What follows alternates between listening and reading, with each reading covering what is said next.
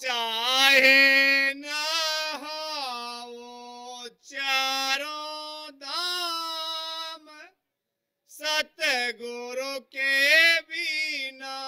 चाहे न हो चारों धाम, सतगुरु के बिना। कैसे मिलेंगे भगवान, गुरु के बिना। कैसे मिलेंगे भगवान, गुरु के बिना। गीता पढ़ो चाहे पढ़ो रामायण, गीता पढ़ो चाहे पढ़ो रामायण। चाहे पढ़ो वेद पुराण, सतगुरु के बिना। चाहे पढ़ो वेद पुराण, सतगुरु के बिना। कैसे मिलेंगे भगवान, गुरु के बिना। कैसे मिलेंगे भगवान, गुरु के बिना। मुंडन करा ले चाहे जटा बढ़ा ले, मुंडन करा ले चाहे जटा बढ़ा ले। चाहे फड़ा ले दोनों कान, सतगुरु के बिना। चाहे फाड़ा ले दोनों कान, सतगुरु के बिना। कैसे मिलेंगे भगवान, गुरु के बिना। कैसे मिलेंगे भगवान, गुरु के बिना। धूनी रमाल चाहे राख लगा ले, धूनी रमाले चाहे राख लगा ले।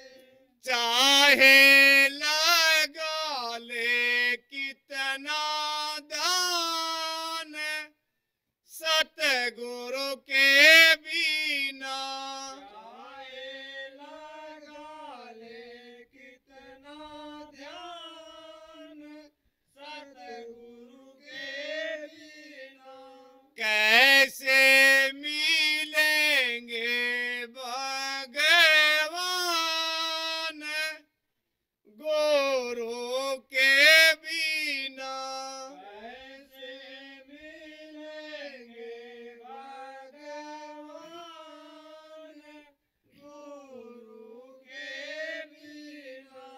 मंदिर में जाले चाहे मस्जिद में जाले, मंदिर में जाले चाहे मस्जिद में जाले। चाहे बजा ले कितने तान, सतगुरु के बिना। चाहे बजा ले कितने तान, सतगुरु के बिना। कैसे मिलेंगे भगवान,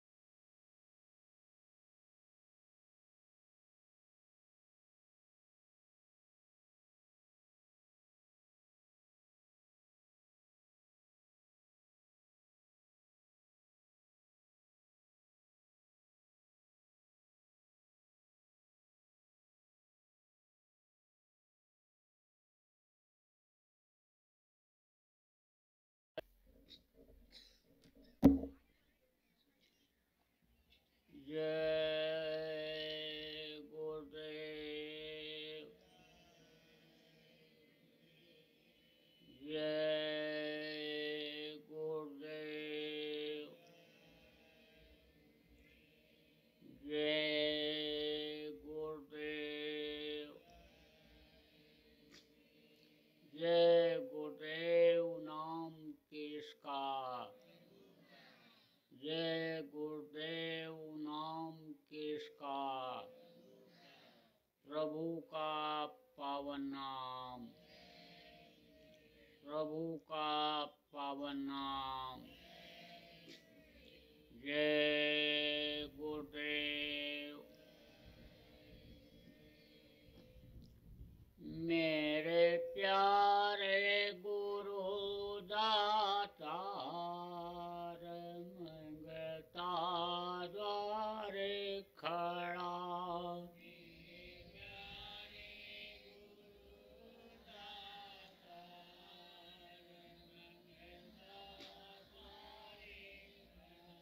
मैं रहा पुकार पुकार मेहर कर देखो जरा।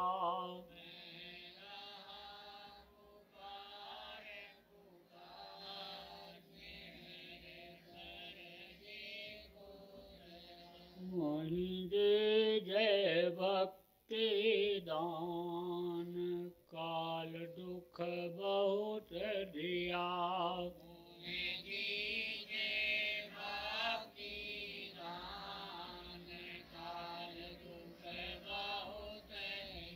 मेरी तड़प उठी अमान तरस को तरस रहा।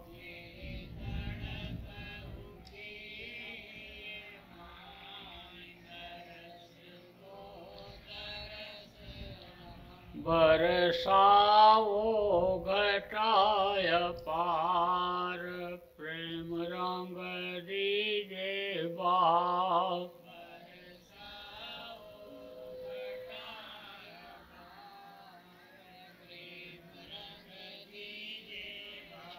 सुरति भी गए अमीरस धार तन मन होए हरा।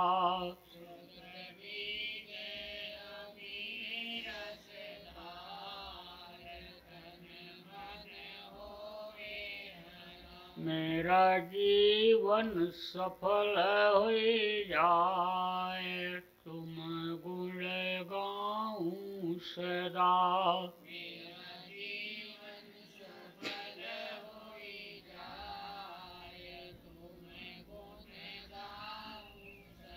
मैं नीच अधम नाकार तुम्हारे द्वारे पड़ा।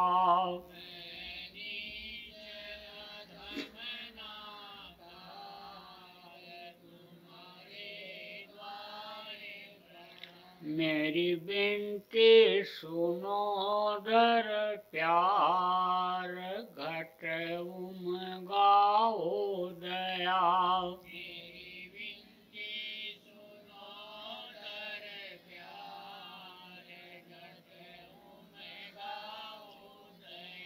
स्वामी जी पिता हमार जल्दी पार किया।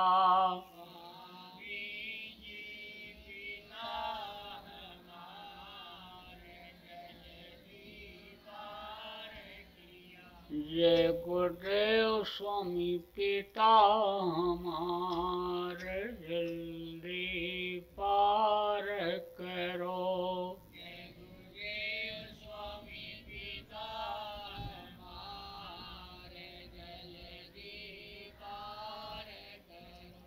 मेरे प्यारे गुरु दातार मंगता द्वारे खड़ा।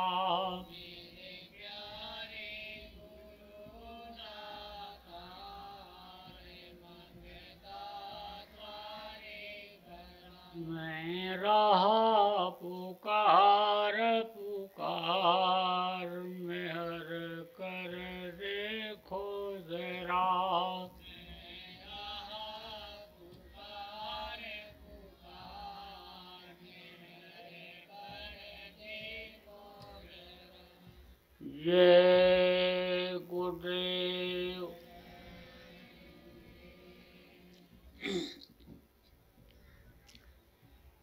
सर्वसमर्थ सर्वत्र स्मरणीय परम पूज्य गुरु जी महाराज, उपस्थित सभी सत्संगी धर्म प्रेमी भाई बहन, बच्चे तथा बच्चियों, गुरु महाराज की अपार दया मेहर हुई और आज 28 जनवरी 2019 को आप ग्रामवासियों का सत्संग के माध्यम से दर्शन का अवसर मिला।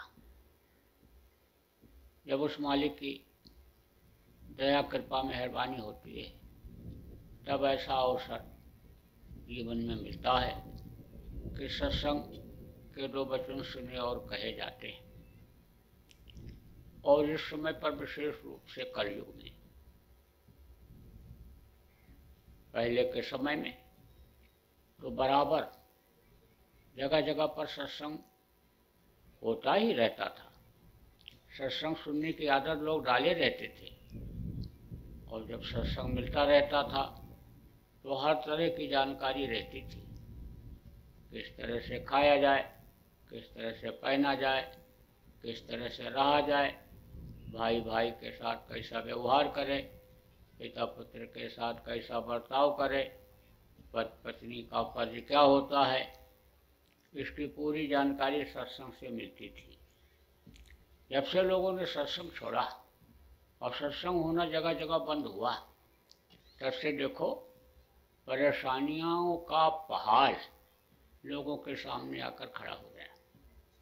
घर घर में बीमारी, घर घर में लड़ाई झगड़ा, रुपया पैसा बहुत कमाते हैं, बरकत नहीं होती है, चारों तरफ सबके सब लोग दुखी। इसलिए सत्संग मनुष्य के लिए बहुत जरूरी होता है।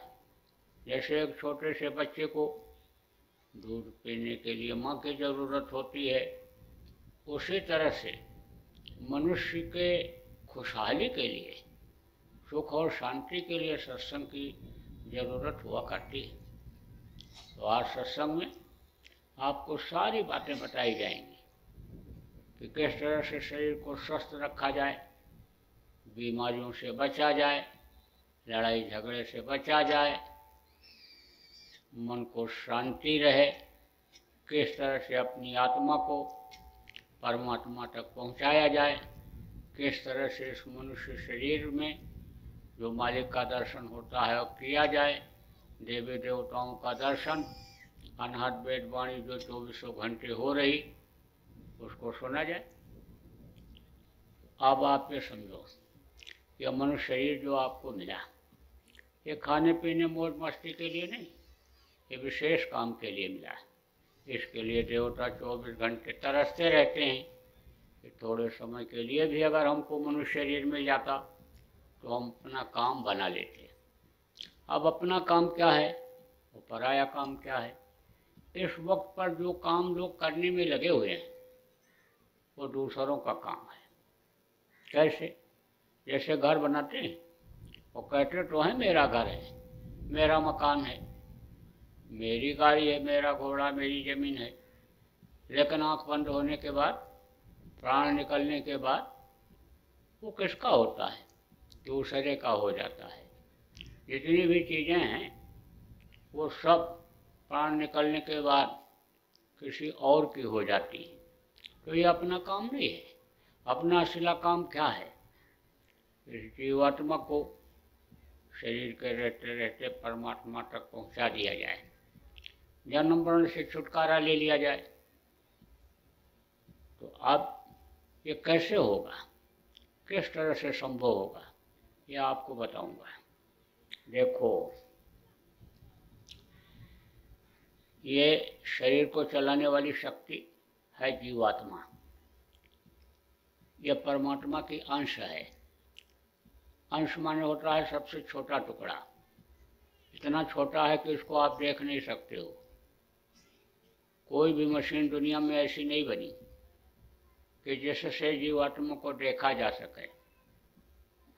यही जीवात्मा जो आपके अंदर, यही हाथी घोड़ा ऊँट में भी है, घोड़ा गधा मुर्गा भैंसा में भी है, यही जीवात्मा चींटी में भी है, चींटी से छोटे कीड़े उनमें भी है। अब आप ये समझो कि जब 5 महीना 10 दिन का बच्चा हो जाता है तब जीवात्मा माँ के पेट में डाल दी जाती है, और जब डाल दी जाती है तो दर्शन बराबर होता रहता है मालिक का, भगवान का। बहुत खुश रहता है बच्चा, आवाज़ बराबर उनकी सुनता रहता है, मस्त रहता है। लेकिन माँ के पेट में पिछले जन्म में कहाँ थे, यह भी दिखाई पड़ता है कि देखो हम नरकों में डाल दिए गए, मारे जा रहे हैं, काटे जा रहे हैं, सड़ाए जा रहे हैं। देखता है कि देखो हम मुर्गा बन गए किसी जन्म में, भैंसा बन गए, बकरा बन गए, काट दिया गया, छटपटा रहा हूँ, तड़प रहा हूँ। चूहा बन गया, पकड़ लिया बिल्ली ने, नोच नोच के खा रही है। पतले मुँह की एक चूहिया होती है जिसको छछूंदर कहते हैं। जब सांप उसको पकड़ लेता है तो न तो निगलता है और न छोड़ता है। अगर उसको अंदर निकल जाए तो इतनी गर्म होती है, इतनी जहरीली होती है कि सांप मर जाए, और छोड़ दे अगर तो वही छछूंदर उसका आँख फोड़ देती है। तो वो क्या करता है, ऐसे दबाता है और फिर ढीला करता है, फिर दबाता, फिर ढीला करता है, फिर दबाता, फिर ढीला करता है, ऐसे दबा दबा करके मार डालता है। जब मर जाती है तब उसको जब यह मालूम हो जाता है कि अब यह आँख नहीं फोड़ सकती, तब उसको छोड़ता है। तो देखा कि छछूंदर बन गए, और सांप देखो दबा दबा के मार रहा है, घंटों लग रहा है मरने में हमारे। तब माँ के पेट में ये जीव प्रार्थना करता है उस मालिक से कि जल्दी तैयार करो, जल्दी तैयार करो, बाहर निकालो। बाहर निकल करके समर्थ गुरु की तलाश करेंगे, उनसे रास्ता लेकर के दिन रात भजन करेंगे। अब ऐसा कोई कर्म नहीं करेंगे कि जिससे दोबारा हमको इधर माँ के पेट रूपी नरक में वापस आना पड़े, क्योंकि माँ के पेट में क्या रहता है, टट्टी, पेशाब, बदबू, और माँ के पेट में अग्नि बहुत तेज रहती है, बहुत तेज जलन पैदा करती है, तो बड़ी परेशानी। तो बच्चा प्रार्थना बराबर करता रहता है, तो 9 महीना तो रहना ही पड़ता है। 9 महीना से पहले अगर कोई बच्चा पैदा हो जाए कम समय में तो ठीक से उसका शरीर बन नहीं पाता है, और अगर ज़्यादा पहले पैदा हो गया 6 साढ़े 6 महीने में तो बचता नहीं है। 9 महीना तो रहना ही पड़ता है, और 9 महीने के बाद जब बाहर निकलता तब रोता है। क्यों रोता है? क्योंकि बाहर निकलने के बाद ये काल और माया का देश है। काल और माया किसको कहा गया? काल ने ही ये सारा संसार बनाया। काल ने आद्या के संपर्क से 3 बच्चों को पैदा किया, ब्रह्मा, विष्णु और महेश। अब इन लोगों ने इधर सृष्टि की रचना किया। 33 करोड़ दुर्गा, 10 करोड़ शंभु बैराट के साथ बनाया, 30 लाख स्थावर, 27 लाख उपमज, 14 लाख अंडज, 9 लाख जल के जीव और 4 लाख पिंडज या मनुष्य शुरू में उन्होंने बनाया था। तो काल ने जीवात्मा की डोर को तो ले लिया अपने हाथ में, और मन की डोर को दे दिया माया के हाथ में। माया किसको कहते हैं? रुपया पैसा को भी माया कहते हैं, उसको जड़ माया कहते हैं, और औरतों को चेतन माया कहते हैं। तो देखो दुनिया इसी के पीछे परेशान है, दिन रात दौड़ते रहते, खून कत्ल भी कर डालते, चोरी डकैती भी इन्हीं के पीछे होता।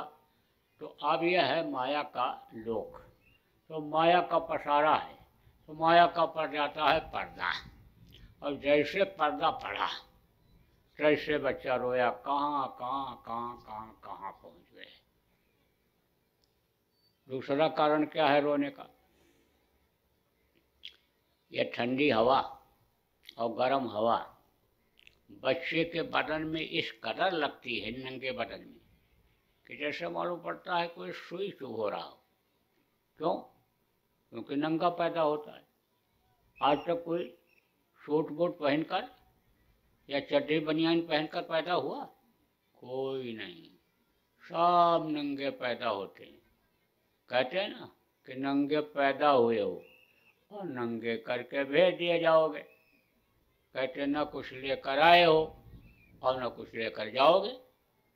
तो कुछ यहाँ की चीज़ को तो आखिरी वक्त में लेकर जा ही नहीं सकते, क्योंकि इतने पतले रास्ते से आप उतारे गए हो कि आप उधर से कुछ नहीं ले जा सकते।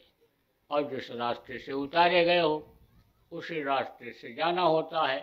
ये जीवात्मा उसी रास्ते से निकलती है। तो यहाँ की कोई चीज़ें ले ही नहीं जा सकते, लेकिन लेकर तो आए हो। क्या लेकर आए हो और कहाँ रख कर लाए हो? अरे कोई अटैची बैग लेकर तो बच्चा आता नहीं है माँ के पेट से, या कोई कपड़ा भी नहीं पहन के आता कि जेब में रख कर लाता हो।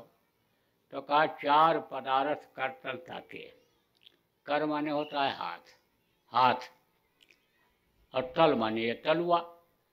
ऐसे मुट्ठी बांध करके पैदा होता है बच्चा। तो कहा तलुआ में लेकर के आए हो। अब 4 पदार्थ वो क्या है? अर्थ, धर्म, काम और मोक्ष।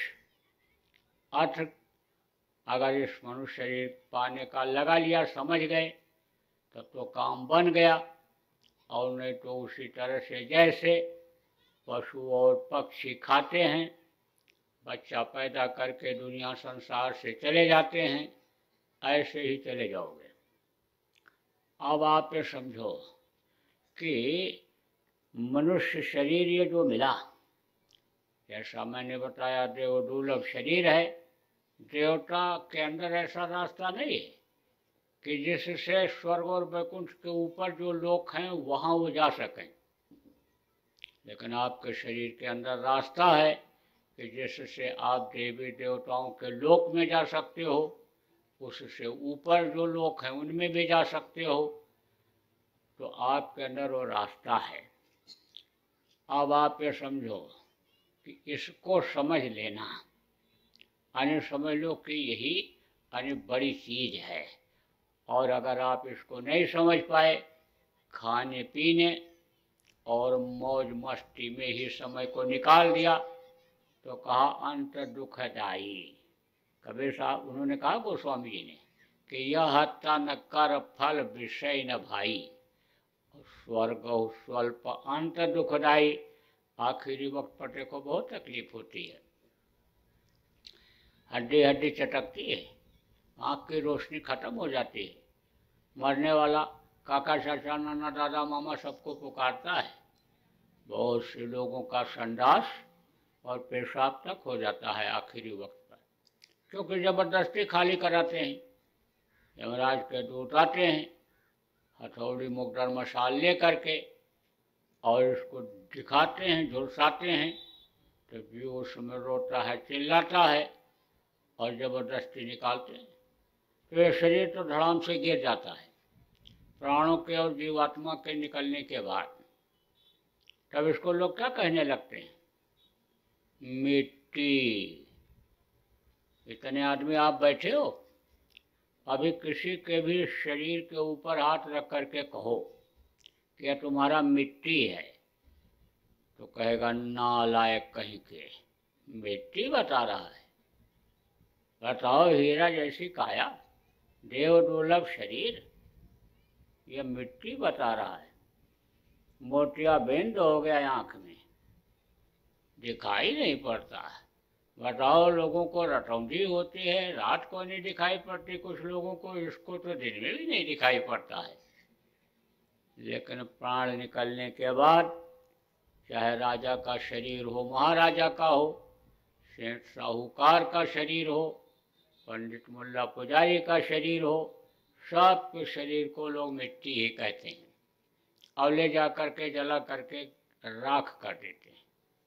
अब ये जीवात्मा का क्या हाल होता है? इसको पिशाच के शरीर में बंद करके यमराज के दूत ले जाते हैं 86,000 योजन ऊपर यमपुरी।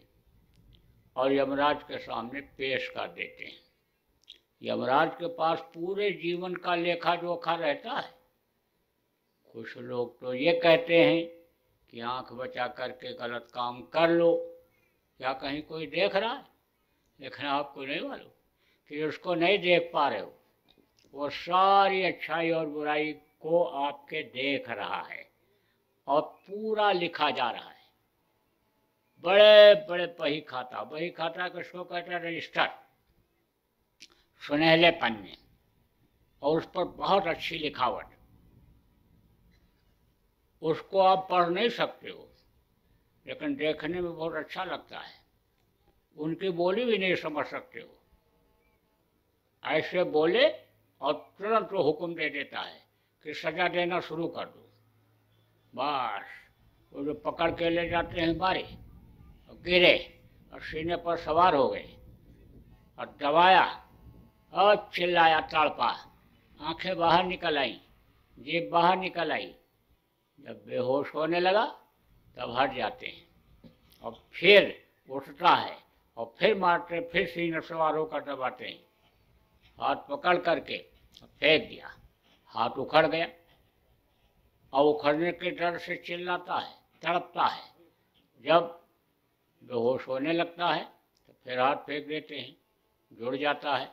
पैर पकड़ा, खींचा, फेंका, पैर उखड़ गया, चिल्ला रहा है और फिर देखा बेहोश होने लगा। थोड़ी देर के बाद तो फिर फेंक दिया, फिर जुड़ गया। ऐसे ही करते हैं, काटते हैं फिर जोड़ते हैं, फिर काटते हैं फिर जोड़ते हैं। फिर उसके बाद हुक्म यह हो जाता है, ले जाओ इनको कर्मों के अनुसार नरकों में डाल दो। जिसके जैसे कर्म होते हैं उसी हिसाब से उतनी इनकी सजा नरकों में रहने की मिलती है। और नरक भी बहुत हैं, 42 प्रकार के छोटे बड़े मिलाकर के नरक हैं। उन नरकों में रहना पड़ता है। वहाँ से जब छुटकारा मिला तो कीड़ा मकोड़ा, सांप गोजर बिच्छू के शरीर में, घोड़ा गधा मुर्गा भैंसा के शरीर में, यानी भोग भोगने के बाद गाय और बैल की योनि मिलती है। और गाय और बैल की योनि के बाद 9 महीने माँ के पेट में लटकने के बाद तब ये मनुष्य शरीर मिलता है। इसलिए आप अपनी जीवात्मा पर दया करो। दया धर्म तन बसै शरीरा, ताकर रक्षा करें रघुबीरा। दया धर्म बहुत बड़ा धर्म होता है। तो ये नरकों में न जाने पाओ, इसको बचाओ। आपका असिला काम यही है कि इसको मुक्ति मोक्ष मिल जाए। शमशान घाट पर जाते हो तो वहाँ लिखा रहता है मुक्ति धाम। अब मुर्दा लेकर के आदमी जाता है, बिजली नहीं है, लकड़ी नहीं है, आंधी आफत आ गई, नहीं जला पाया तो चाहे 2 दिन लग जाए, लेकिन वापस मुर्दा को घर पर नहीं लाता है। तो जहाँ से वापस ना आना हो वो कहलाता है मुक्ति। तो ये जब जीवात्मा सतलोक में पहुँच जाती है तब ये वापस इधर नहीं आती है। तो इसको अपने घर, अपने वतन, अपने मालिक के पास सतलोक पहुँचाओ। इसलिए यह मनुष्य शरीर मिला। और अगर ये काम नहीं कर पाए तो रोते रोते ही जिंदगी खत्म हो जाएगी। कैसे रोना धोना होता है भी बता दें। पैदा हुए तब रोए, दूध नहीं मिला तब रोए, स्कूल जाने को हुआ तब रोए, पढ़ाई कर लिया नौकरी नहीं मिली तब रोए, शादी नहीं हुई तो रोए, और शादी हो गई तो रो रहे। जिसके लड़के नहीं, को लड़का पैदा हो जाएगा तुम्हारे, चलो गया मैं पिंडदान करी आओ, वैष्णो देवी में चुनरी चढ़ाओ, चलो तो गंगा जमुना में नहाओ, चलो तीर्थ करी आओ, व्रत रह लो, सब करता है। और तब भी नहीं हुआ बच्चा। कोई मिल गया तो कहा देखो देवता के मूर्ति के सामने तुम बकरा काट करके चढ़ा दो, भैंसा काट करके चढ़ा दो, बस लड़का हो जाएगा। अब बताओ देवता लेवता कब से हो गए? अरे देवता का काम तो होता है देना, देवता का काम होता है मदद करना। और तुम जान उनके सामने किसी का ले रहे हो तो वो माफ़ करेंगे? अरे अश्लीला देवता अगर वो होते बोलने डोलने वाले तो वो तो तुरंत मारते। दुर्गा जी तुरंत तलवार से मारती, हनुमान जी तुरंत गदा से मारते कि मेरे सामने तुम हिंसा हत्या नहीं कर सकते हो। देवता किसके बनाए हुए होते हैं? आदमी के जो उनको देखा भी नहीं, पत्थर काट करके मूर्ति बना दिया, फूल पत्ती प्रसाद चढ़ाकर मान्यता दे दिया। अब आप ये समझो कि उनके सामने अगर आपने जानवरों को चढ़ाया तो पाप से जाओगे दाग, कभी भी उस पाप से उद्धार नहीं हो सकते हो। इसलिए आप अगर कोई बलि चढ़ाते हो तो देवताओं के सामने बलि मत चढ़ाना, और लोगों को भी बता देना कि मूर्तियों के सामने हिंसा हत्या करना बहुत बड़ा पाप है। ऐसे भी हिंसा हत्या पाप है, लेकिन देवता की ओट लेकर के करना और बहुत बड़ा पाप है। तो देखो, जिसका लड़का नहीं होता है भी कर डालता, और जिसके 4 लड़के हैं, कहो दादाजी आप बड़े भाग्यशाली, आपके 4 लड़के, 4 बहुएं। क्या कहता है? ये मर जाते तो ठीक था, ये जीने नहीं दे रहे, जान के लाले पड़ रहे। और बैठ जाओ उसके पास, कहो काका ऐसा क्यों कहते हो? आपने तो अपने लड़के को पढ़ाया लिखाया, पढ़ लिख करके लड़का आया, कमाने वाला हो गया, पढ़ी लिखी बहू भी ले आया, तो क्या बहू आपकी बढ़िया बढ़िया खाना बना के खिलाती नहीं है? लड़का कमा के रुपया पैसा नहीं देता? आपका हाथ पैर दबा करके लड़के सेवा नहीं करते हैं? तो बुढ़ा कहता है क्या बनाती है, क्या खिलाती है, वो तो खाती जाती है, बनाती जाती है। काका ऐसा क्यों करती है? अरे पूछा, तब बोली टेस्ट करके बनाती हूँ। काका टेस्ट करके क्यों बनाती है? अरे उसकी माँ ने तो खाना बनाना सिखाया ही नहीं, बस वो तो पढ़ाती रही। क्या बताऊं, हम तो बहुत परेशान हैं। तो कहा काका रुपया पैसा लड़के नहीं देते? क्या रुपया पैसा देंगे, उनको तो बरकत होती नहीं, वो तो ना कुछ खा पाते हैं ना पहन पाते हैं। बताओ, नेकर बनियान पहन करके चले जाते हैं। कहा तू ऐसा क्यों जाता है? तो कहते हैं फैशन है। बताओ, बाहर जाए ऐसे फैशन से, और जैसे लड़का पहनता वैसे बहू पहनती है। हम तो क्या बताएं, देख नहीं पाते हैं। बुढ़ा कहता है बताओ, फटा कपड़ा तो हमने कभी पहनने ही नहीं लिया, और यह फटा पैंट पहनते हैं। कहता हूँ कि आराम से बैठ के खा ले नहा धो करके। कहते नहीं, डबल रोटी खाएंगे।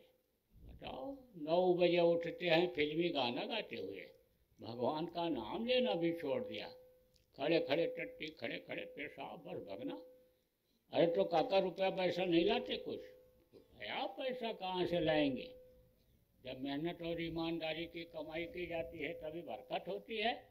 जुआ में जीत करके कोई लाता है तो रुकता है उसके पास। अरे तो काका सेवा भी नहीं कराते उनसे? सेवा नहीं करते हो कि कराते नहीं? अरे हम तो डर के मारे सेवा नहीं कराते हैं। क्यों काका ऐसा क्यों करते हो? कि कहीं तिजोरी की चाबी के लालच में पैर दबाते दबाते गला न दबा दें। बुढ़ा ऐसा बोलता है। बताओ, जिसके पास हैं वो इस तरह बोल रहा है, रो रहा है, जिसके नहीं है वो उस तरह रो रहा है, जिसके पास रुपया पैसा नहीं है वो रो रहा है कि रुपया पैसा हो जाता, धन हो जाता, बड़ा आदमी बन जाता, रईसी देख लेता कैसी होती है। और जिसके पास ज़्यादा है रुपया पैसा, उसको जल्दी नींद नहीं आती है।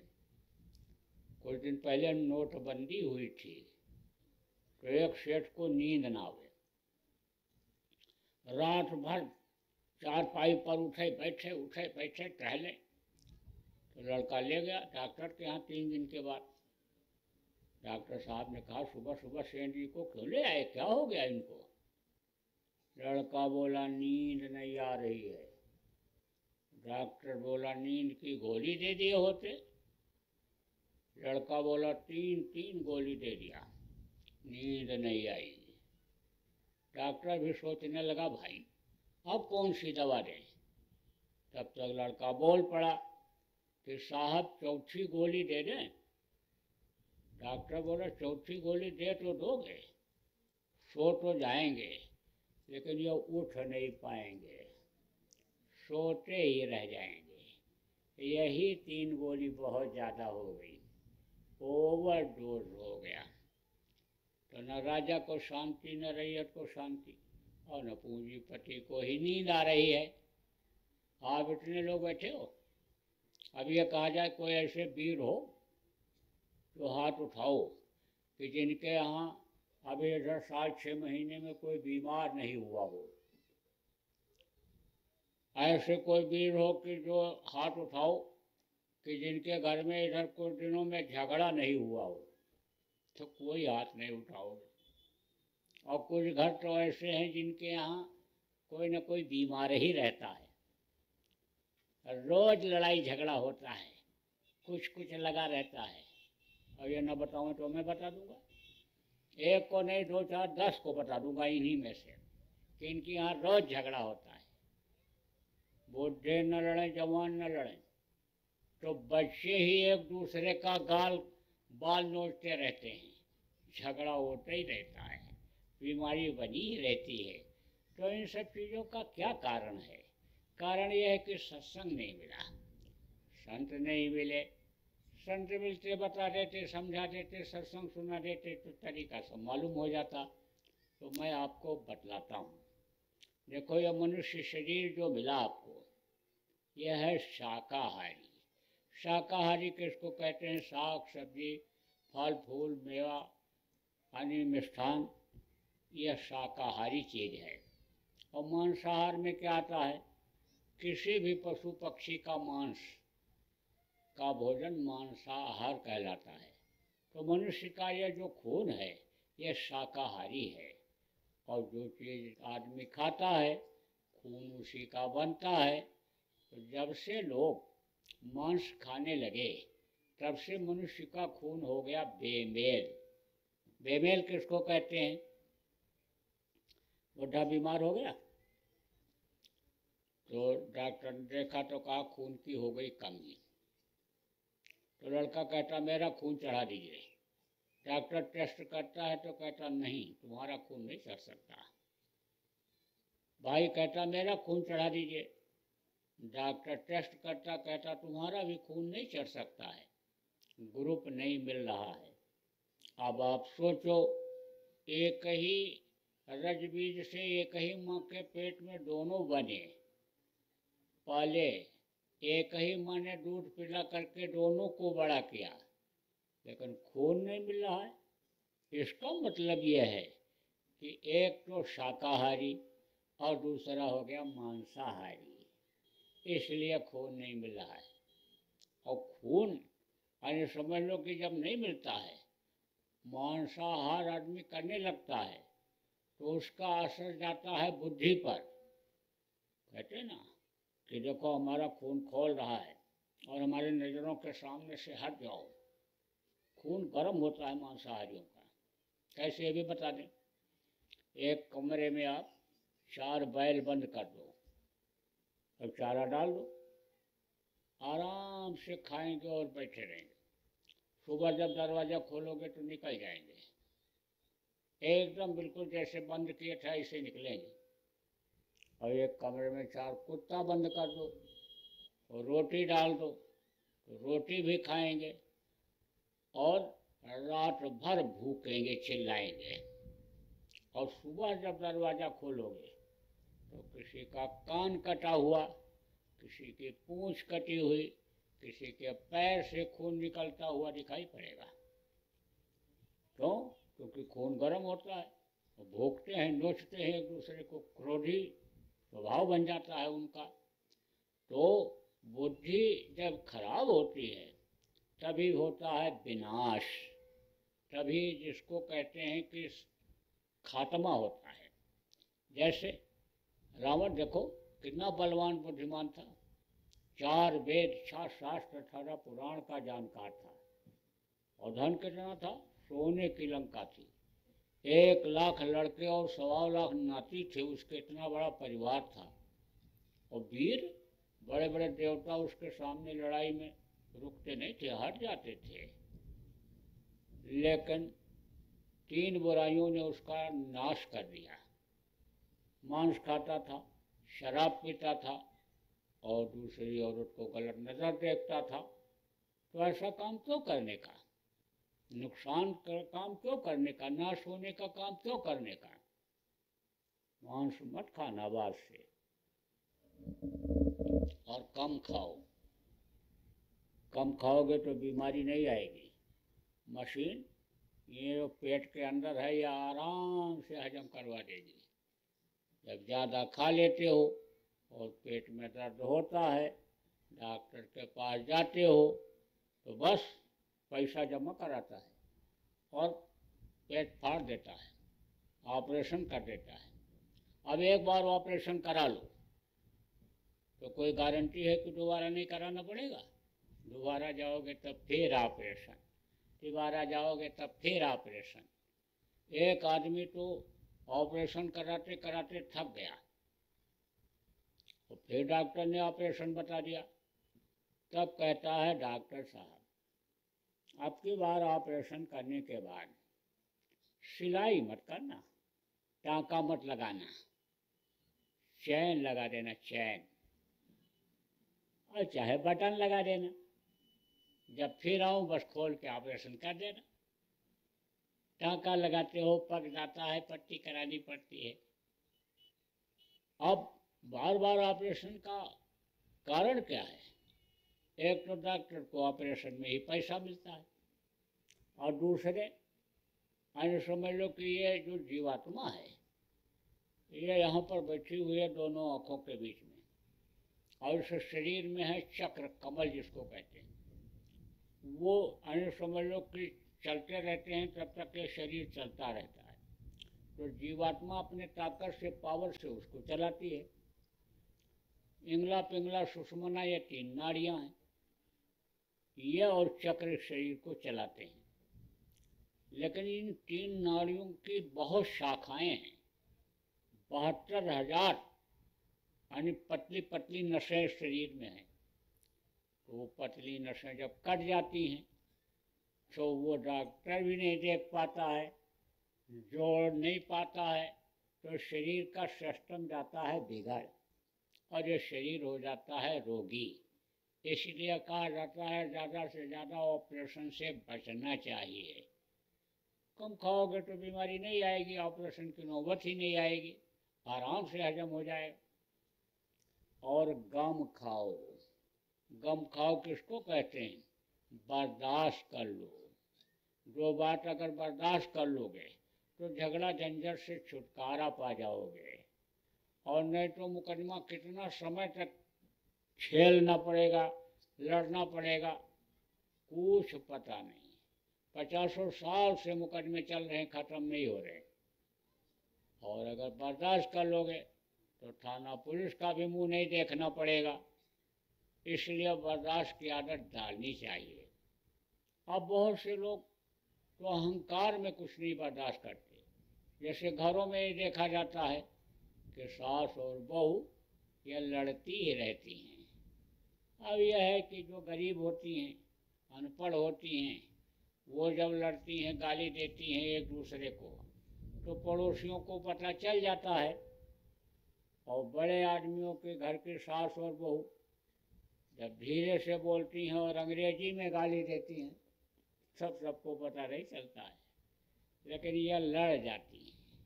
तो उसका यही कारण है अहंकार।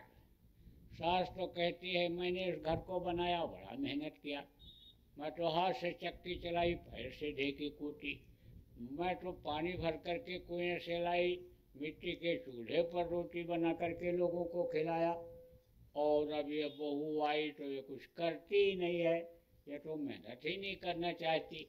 और बहू तो अपने पढ़ाई लिखाई के अहंकार में है कि मैं तो पढ़ी लिखी हूँ, ये तो अनपढ़ हैं। और मैं तो चूल्हा चक्की सब अपने मायके से ही लेकर आई, तो मैं क्यों चूल्हा फूकूँ और सुबह हो। बस उसी अहंकार में अरे झगड़ा लड़ाई हो जाता है। दूसरा खाने पीने के चक्कर से होता है।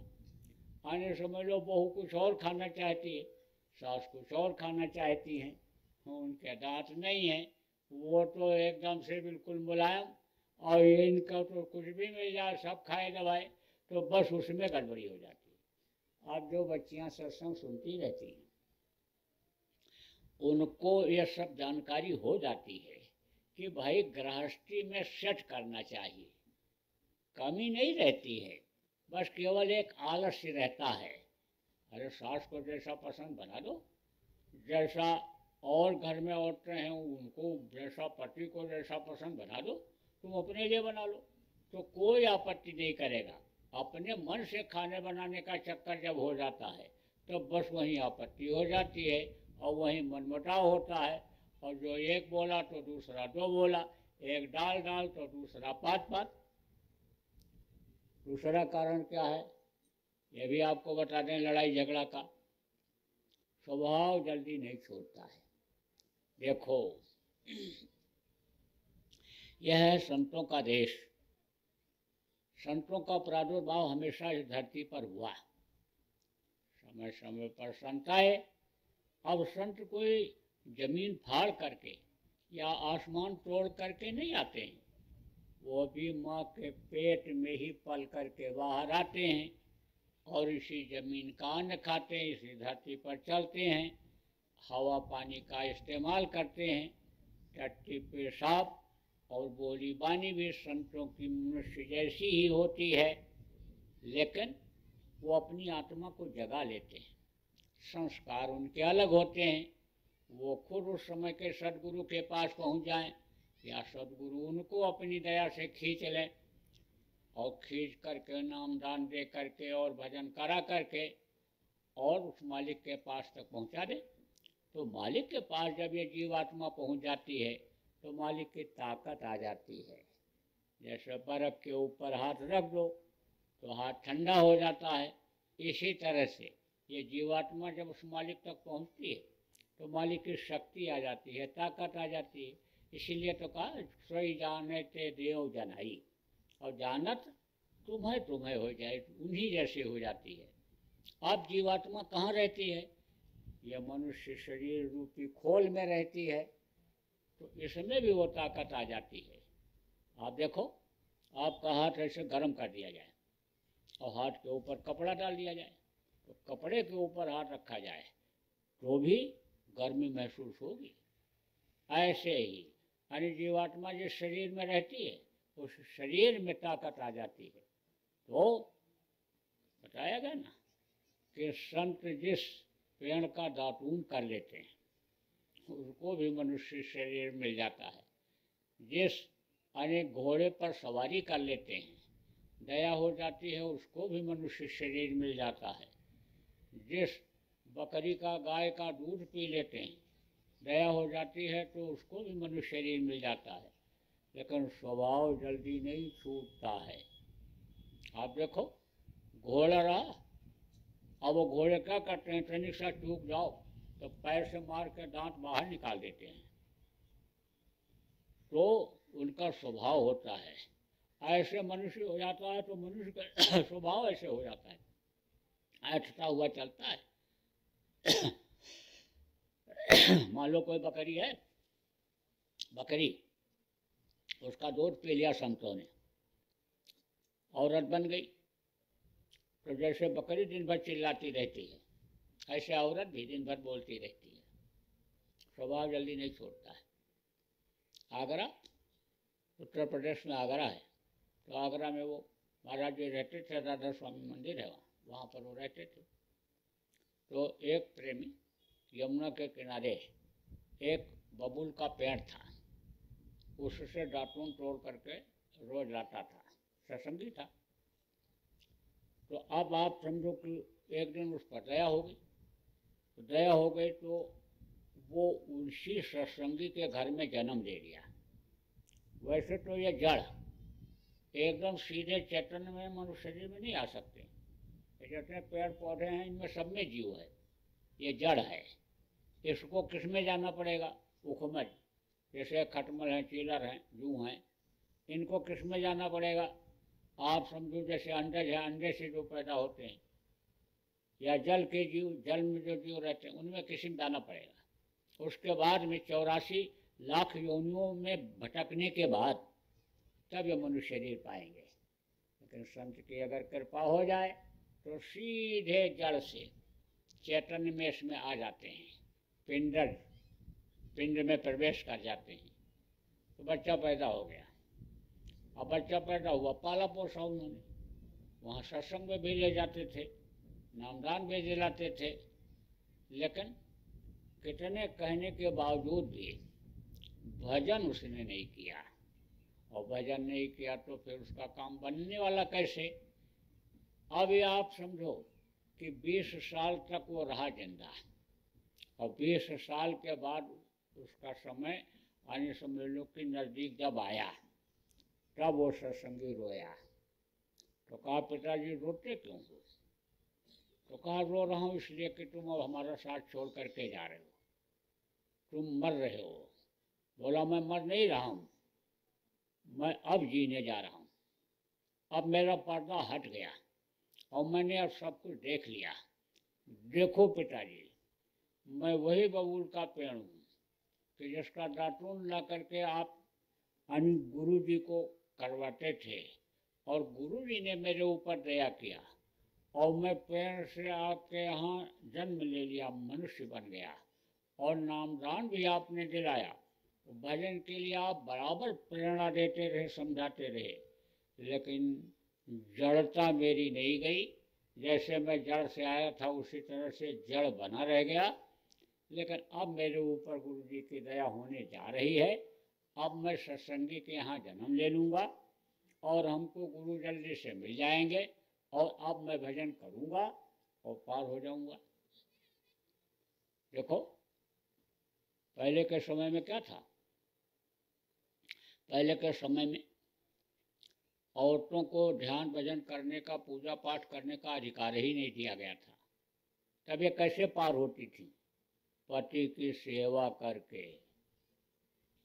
और अब अन्य समझ लो कि पति अपने लिए नहीं कर पा रहा है, तो इनको क्या पार करेगा? तो ये क्रम जब से टूटा तब से ये आदमी तो फंसने लग गए, और ये बहुत सी आत्माएं ये फंसी हुई हैं, संतों के जो फंसे हुए हैं। तो अब वो उनके ऊपर दया हो रही है और सत्संगियों के यहाँ जन्म दे रही हैं। वो देखो लड़कियां बहुत हो रही सत्संगियों के यहाँ। एक आदमी ने कहा बताओ लड़कियां लड़कियां लड़कियां लड़कियां लड़कियां क्यों होती हैं? अरे मैं कहा तुमको क्या पता है कि ये कौन है? ये तो सब जीव हैं। अब इनके यहाँ जल्दी से बढ़ जाएंगे, पल जाएंगी, और नामदान मिल जाएगा, भजन करेंगे, पार हो जाएंगे, और नहीं तो ऐसे ही जन्मती मरती रह जाती।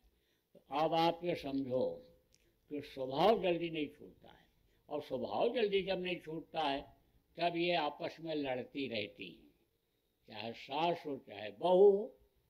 किसी का भी स्वभाव आने समझ लो नहीं छूटा तो बोलती रहती, लड़ती रहती।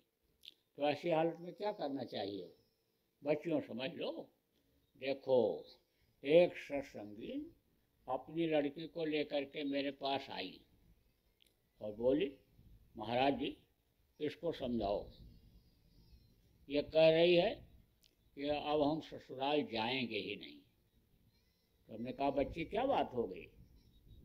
बोली महाराज जी आप ही कहते हो कि किसी को लठ मार दो और घाव बन जाए तो वो तो दवा से भर जाता है, ठीक हो जाता है, लेकिन बातों का घाव नहीं भरता है।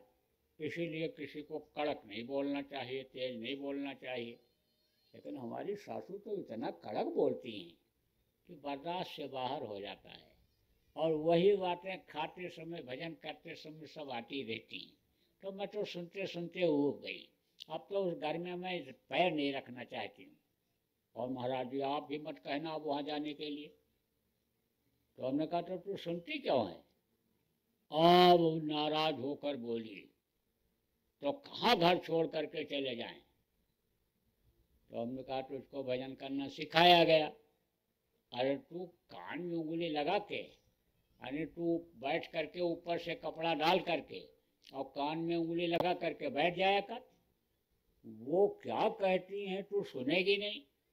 वो हाथ से, आँख से, मुंह से जो इशारा करेंगे तू देखेगी ही नहीं, तो कहाँ से अन्य बातें याद रहेंगी। तो बोली तो कुछ नहीं, लेकिन बातों को उसने पकड़ा और अमल किया।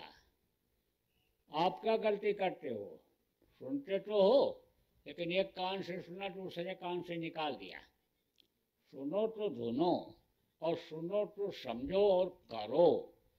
चाहे इसी तरह से करो, परीक्षा के तौर पर करो, प्रयोग के तौर पर करो, लेकिन करो तब तो फायदा होगा, और नहीं तो कैसे फायदा होगा। उसने किया और किया तो समझो सब सही हो गया, एकदम सही हो गया, दोनों सही हो गए। जब भजन करने लगता है आदमी तो मन ये स्थिर हो जाता है।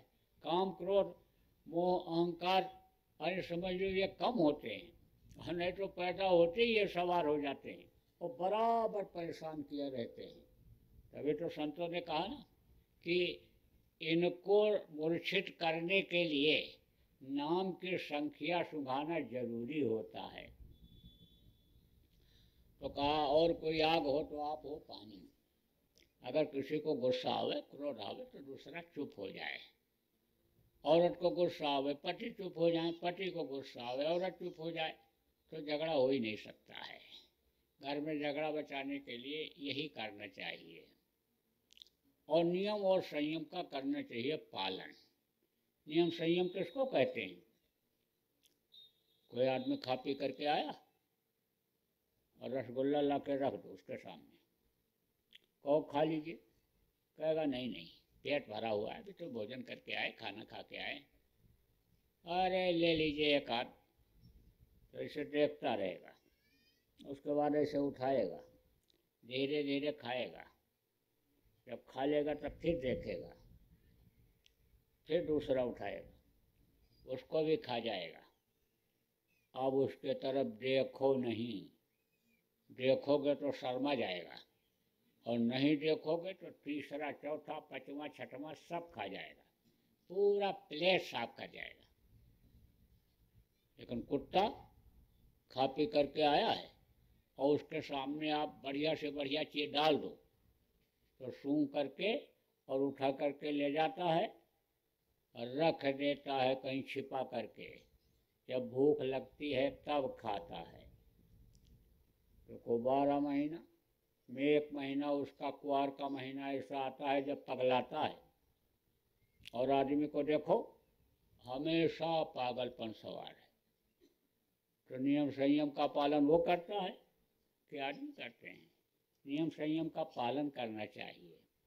तो देखो ये तो बताया आपको लोक बनाने का तरीका, कि जिससे आपको अन्न धन की कमी न होने पावे, पत्नी पते बता रहे, पुत्र आज्ञाकारी रहे, लोक बना हुआ रहे। अब परलोक बनाने का भी तरीका आपको बताऊंगा। देखो आप जहाँ रहते हो ये मृत्यु लोक है।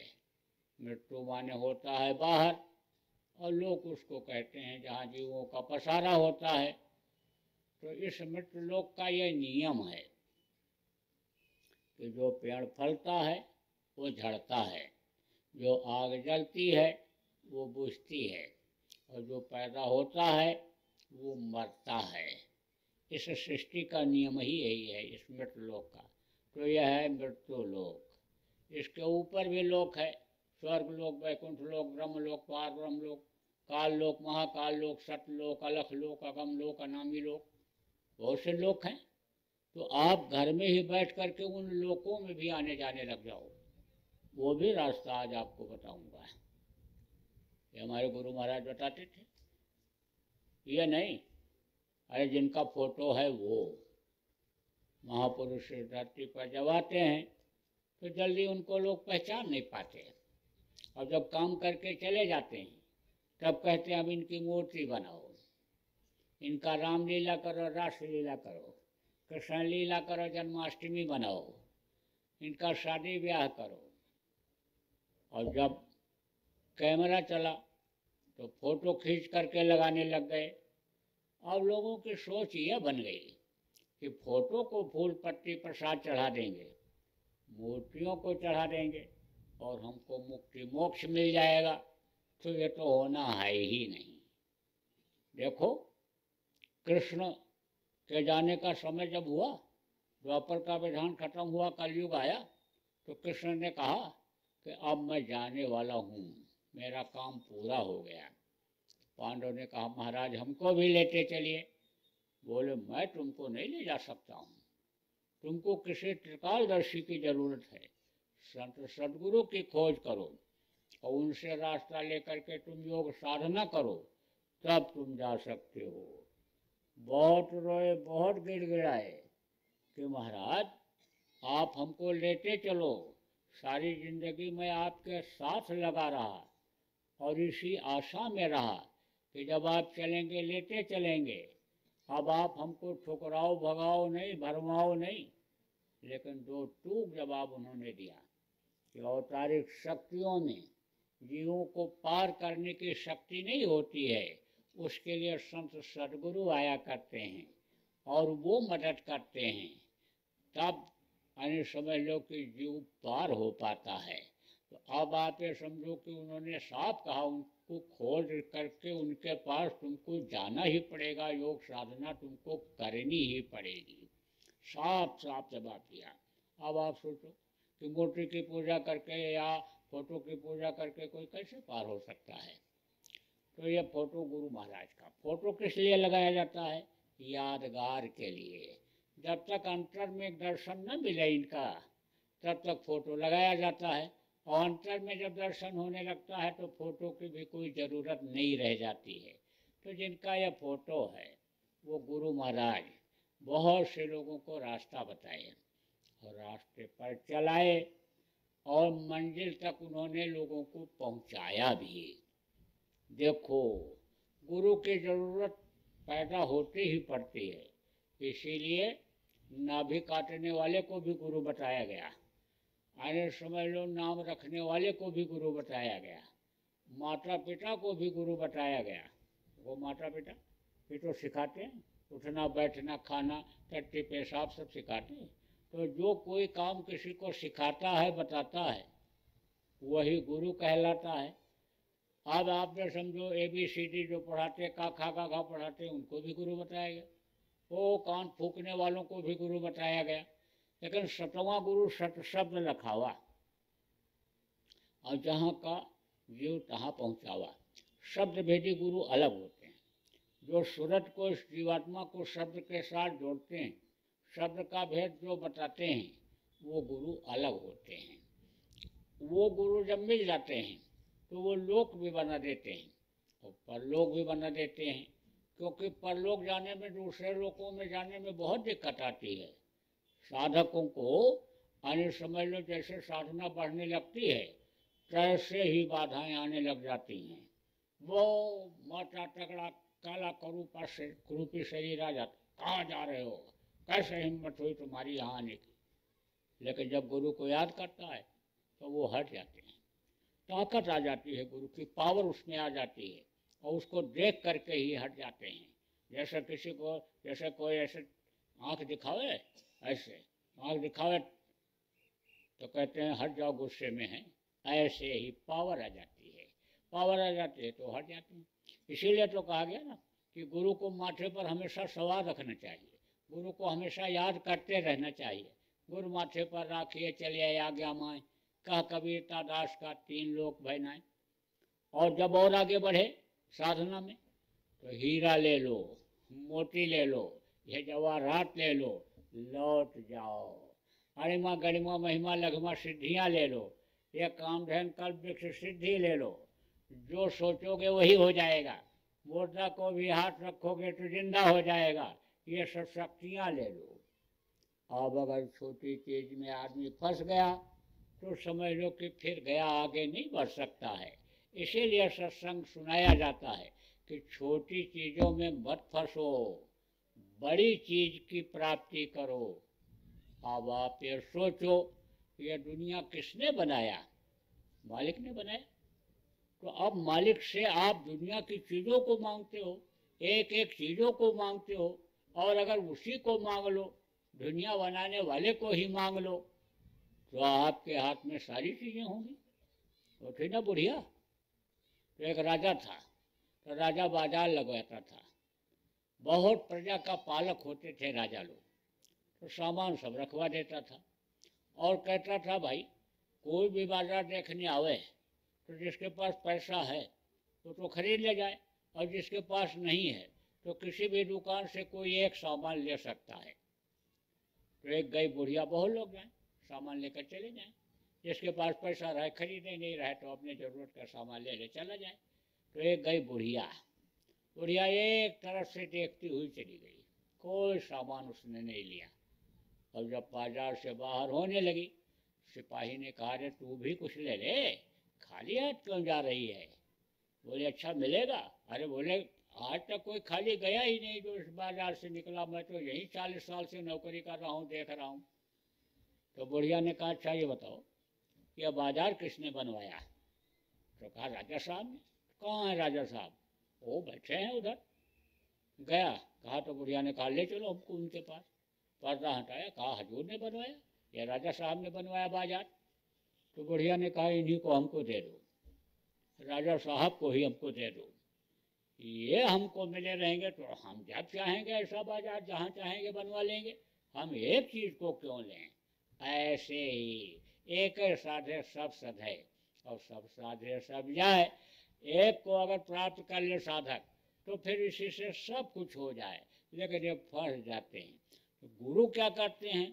जब गुरु बराबर याद रहते हैं, गुरु को याद किया जाता है तो गुरु आ जाते हैं, और आ जाते हैं तो वो बाधाएं हट जाती हैं और गुरु लेकर के साथ चले जाते हैं। अब आप इस बात को भी समझो कि जब गुरु नामदान देते हैं तो सूरत यानी जो जीवात्मा है इसकी डोर को काल के हाथ से अपने हाथ में ले लेते हैं। अब उस डोर को ले जा करके बांध देते हैं, कहाँ? गुरु पर स्थान में, अंतर में या 10वां द्वार में बांध देते हैं। बराबर शरीर छोड़ने के बाद वहाँ तक आते रहते हैं संभाल करने के लिए।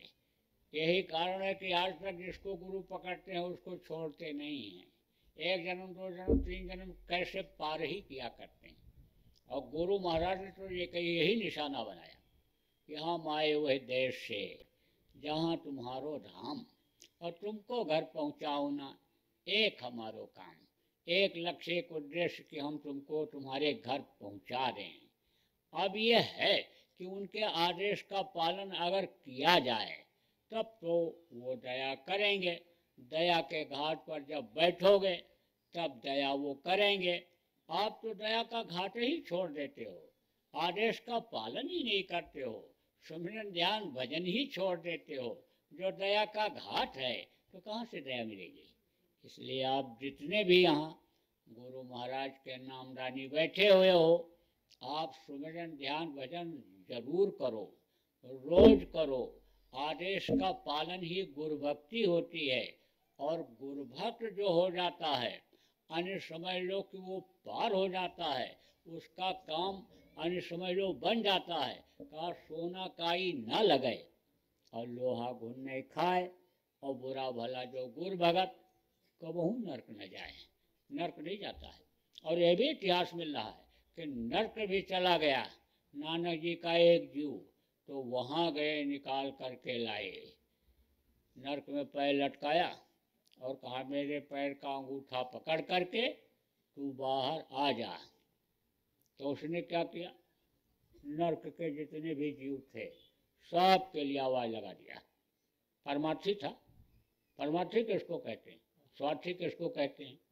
स्वार्थी उसको कहते हैं जो अपना ही भला चाहता है, अपने लिए ही सब कुछ करता है। और परमार्थी कौन है? जो दूसरों के भी काम आता है। सत्संगी भी स्वार्थी होते हैं, सत्संगी भी कुछ स्वार्थी होते हैं। कहते हैं ना गुरु महाराज ने नामदान दिया, आदेश दिया, हम तो भजन ध्यान करेंगे रोज, कोई करे न करे हमसे क्या मतलब।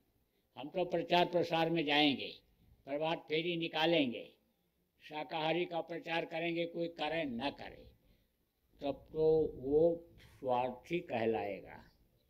जो दूसरों को भी सुमिरन ध्यान भजन समझावे, करे और करावे, प्रभात फेरी में ले जाए, प्रचार प्रसार में ले जाए, नाम धुनी करे और करावे, वो होता है परमार्थी।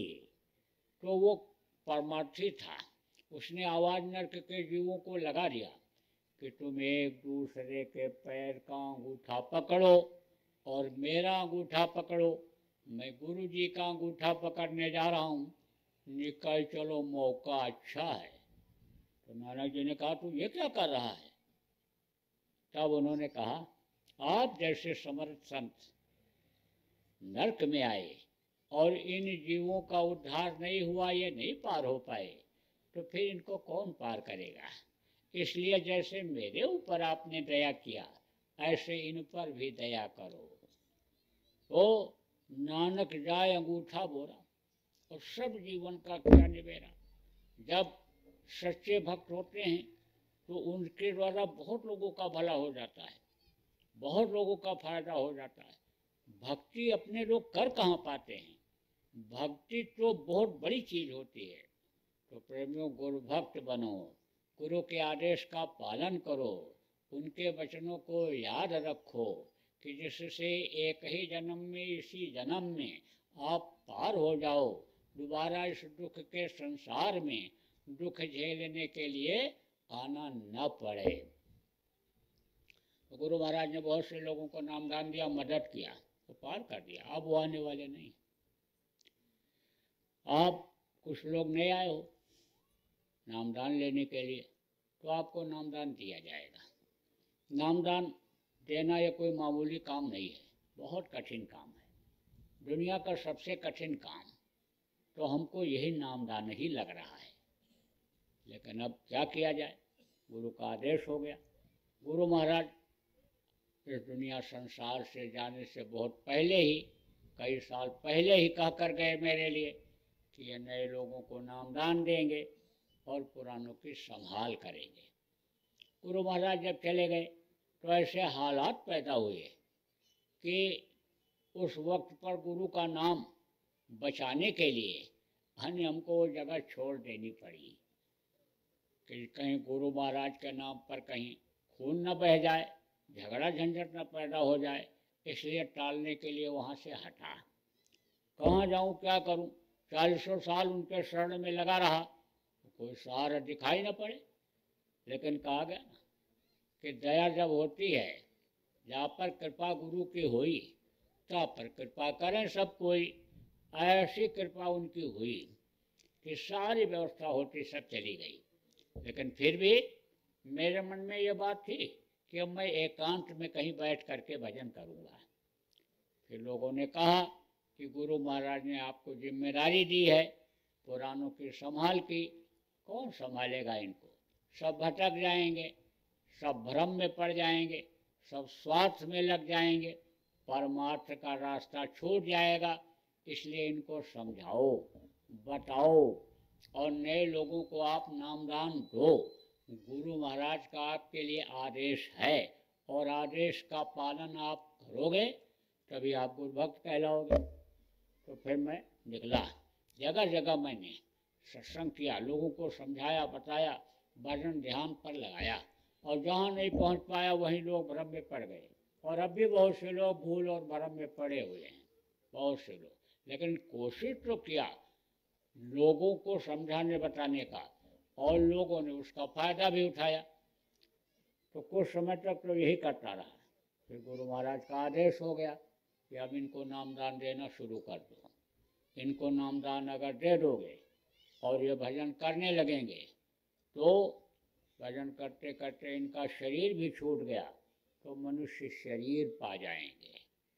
तो नामदान देना शुरू कर दिया। जहाँ भी जाता हूँ सब जगह नामदान देता हूँ। गांव में जाऊँ, शहर में जाऊँ, देश में, देश के किसी कोने में जाऊँ, विदेशों में जाऊँ, सब जगह नामदान दिया। आप ये समझो कि किसी किसी देश में तो कई बार गया और कई कई कार्यक्रम किया वहाँ पर, और जहाँ जहाँ कार्यक्रम किया सब जगह नामदान दिया। आपके नेपाल में दिया, हांगकांग में दिया, मलेशिया में दिया, सिंगापुर में दिया, ओमान में दिया, कतर में दिया, दुबई में दिया, श्रीलंका में दिया, इंग्लैंड में दिया, अमेरिका में नामदान दिया, सब जगह नामदान देता हूँ। क्यों दे देता हूँ? क्योंकि इस समय किसी के ज़िंदगी का कोई ठिकाना नहीं। आदमी घर से निकले, कोई गारंटी नहीं है कि 2 घंटे के बाद ठीक ठाक वापस आ जाएगा। अब नामदान अगर दे दिया और भजन करते करते शरीर छूट गया तो मनुष्य शरीर तो पा जाएगा, और नहीं तो ऐसे अकाल मृत्यु में चला गया तो प्रेत योनि में चला जाएगा। और परेशानी प्रेत योनि में बहुत रहती है, क्योंकि पेट बहुत बड़ा होता है, मुंह बहुत पतला होता है, तो खा पाता ही नहीं है, भूख से व्याकुल रहता है, तो परेशान रहता है, जिस पर लग जाता है उसको भी परेशान करता रहता है। तो नामदान देना शुरू कर दिया, सबको दिया। छोटे कमरे में भी, कमरे में भी जो बैठे रहे थोड़े लोग, उनको भी दे दिया नामदान। आपको भी दूंगा, लौटाऊंगा नहीं किसी को। देखो कोई भी आप हो, पढ़े लिखे हो, अनपढ़ हो, गरीब हो, आप अमीर हो, आप किसी भी जात मजहब के मानने वाले हो, हमारी तरफ से कोई भेदभाव नहीं। देखो जात मजहब किसने बनाया? आपने बनाया। भगवान ने तो इंसान बनाया, मानव धर्म बनाया, अब धर्म की शाखाएं आपने बना ली। आप समझो कि हड्डी सबकी एक जैसी, खून सबका एक जैसा, मांस सबका एक जैसा, आँख कान मुँह टट्टी पेशाब का रास्ता सबके, जीवात्मा सबके अंदर एक जैसी। तो जो जीवात्माओं को जानता है, जीवात्माओं को देखता है, वो सबसे प्रेम करता है। तो हमारे यहाँ तो कुछ ऐसा नहीं है, लेकिन हम ये चाहते हैं कि आपके समाज की जो व्यवस्था है उसको भी हम न ख़त्म करें। तो जहाँ पर आप रहते हो वहीं रहो, जहाँ पर आप रोटी खाते हो, शाकाहारी भोजन वहीं पर खाओ, लड़का लड़की का शादी ब्याह जहाँ आप करते हो वहीं पर करो। आपको न धर्म बदलना न जात बदलनी है। ये जरूर कहता हूँ कि बच्चे बच्चियाँ जब बड़े हो जाएं, पढ़ाई लिखाई कर लें, तो समय पर उनका शादी ब्याह जरूर कर दिया करो। उनको खोज करके अपने आप न करना पड़े, यह आपकी जिम्मेदारी बनती है। तो आपको न घर छोड़ना, न जमीन जायदाद छोड़ना, न बाल बच्चों को छोड़ना है, गृहस्थ आश्रम में ही रहो और मेहनती ईमानदारी की कमाई करो कि जिससे बरकत आपको मिले और आप हजम कर सको। 100 गिलास दूध पी लो, 2 किलो घी रोज खाओ, हमारी तरफ से पूरी छूट है। लेकिन ये जरूर कहता हूँ कि 22 घंटा अपने शरीर के लिए काम करो और 2 घंटा अपने आत्मा के लिए समय निकाल लो। रजाई ओढ़ के कर लेना, कंबल ओढ़ के कर लेना, जमीन पर बैठ करके कर लेना, खेत में खलिहान में जहाँ मौका मिले वहीं कर लो, पूरी छूट है। ऐसा नाम आपको बताऊंगा कि जिसके लिए गोस्वामी जी महाराज ने कहा कि कलयुग केवल नाम आधारा, और सुमे सुमे नर उतर नहीं पा रहा। नाम लिया तो बहुत सिंधु सुखाई, नाम लेते ही बहुत सागर सूख जाए। वो नाम आपको बताऊंगा। वो कौन सा नाम है? वो है ध्वन्यात्मक नाम। ध्वन्यात्मक नाम किसको कहते हैं? जो ध्वनियों के मुंह से निकलता है वो निर्मायक होता है। निर्मायक किसको कहते हैं? जो माया के लोक में नहीं आते हैं, वो निर्मायक होते हैं। उनके मुंह से जो नाम निकलता है वो निर्मायक नाम होता है, ध्वन्यात्मक नाम होता है। और एक होता है वर्णात्मक नाम, जो मुंह से लिया जाता है वो होता है मायक। माँ के पेट में जो बच्चा बनता है, पलता है, बाहर निकलता है और माया के इस लोक में रहने वाले लोग उसका नाम रखते हैं और वो उस नाम को जगाता है, वो मायक नाम होता है। जैसे राम नाम कृष्ण नाम जगाया गया हुआ नाम था, उस समय पर उसमें शक्ति थी। विभीषण के घर के ऊपर देखो राम राम लिखा हुआ था और लंका जला, लेकिन विभीषण का घर बच गया। कृष्ण आए तो कृष्ण नाम की शक्ति बढ़ी। कृष्ण कृष्ण जिसने जहाँ पर पुकारा, कृष्ण खड़े हुए मिले, द्रौपदी ग्राह को उबारा। त्रेता और द्वापर के पहले सतयुग था। सतयुग में गुरु की पूजा होती थी, और गुरु नाम से उद्धार होता था। गुरु कोई यानी हान मांस के शरीर का नाम नहीं होता है। गुरु एक पावर होती है, शक्ति होती है, और वो शक्ति जिस शरीर के अंदर रहती है वही गुरु का काम करता है, और वही असला गुरु कहलाता है, जो शक्ति को अर्जित कर लेता है, इकट्ठा कर लेता है, प्राप्त कर लेता है। तो गुरु को गुरु महाराज ने जगाया और गुरु के पहले जय लगाया। जा माने जयमान, या माने जो, जयमान माने जो हमेशा रहे। तो हमेशा कौन रहता है? गुरु रहते हैं। और देव माने देने वाला। तो ये जय गुरुदेव नाम गुरु महाराज ने जगाया और प्रचार करना शुरू किया कि भगवान का नाम है, परमात्मा का नाम है। लेकिन जल्दी लोगों को विश्वास न हो। आप इतने आदमी बैठे हो, सब धार्मिक हो और सब भगवान को मानते हो, लेकिन एक नाम से सब लोग नहीं मानते हो। तो जब नया नाम कोई आता है तो जल्दी विश्वास नहीं होता है आदमी को। गुरु महाराज ने कहा तुम परीक्षा लेकर देखो। तो इम्तहान लेना शुरू किया लोगों ने। जा रहे हैं, मधुमक्खियाँ छेदने लगी। तो मधुमक्खियाँ जब छेदने लगती हैं तो बगल का ही आदमी छोड़ करके भाग जाता है। क्यों? क्योंकि छुड़ाने वाले को ही लग जाती हैं। अब कोई मदद के लिए तैयार नहीं। तो फिर जय गुरुदेव जय गुरुदेव जय गुरुदेव बोला। बस तेज हवा चली और मक्खियाँ उसी में गई ओर, जान बच गई। नहाने के लिए गया, डूबने लग गया, तिनके का भी सहारा नहीं है। जय गुरुदेव जय गुरुदेव जय गुरुदेव बोला। बस पानी की हिलोर आई और ले जाकर के किनारे लगा दिया, जान बच गई। मरते समय बड़ी पीड़ा, बड़ा दर्द, चिल्लाया मरने वाला। तो प्रेमी ने 10 बार कान में जय गुरुदेव बोल दिया। बोलते ही मरने वाला आँख खोल करके बताने लग गया कि यमराज के दूत सब हट गए, वो झुलसा रहे थे, मार कूट रहे थे, सब हट गए, आराम से जा रहा हूँ। परीक्षा लिया लोगों ने। आप भी परीक्षा लेकर देख लेना।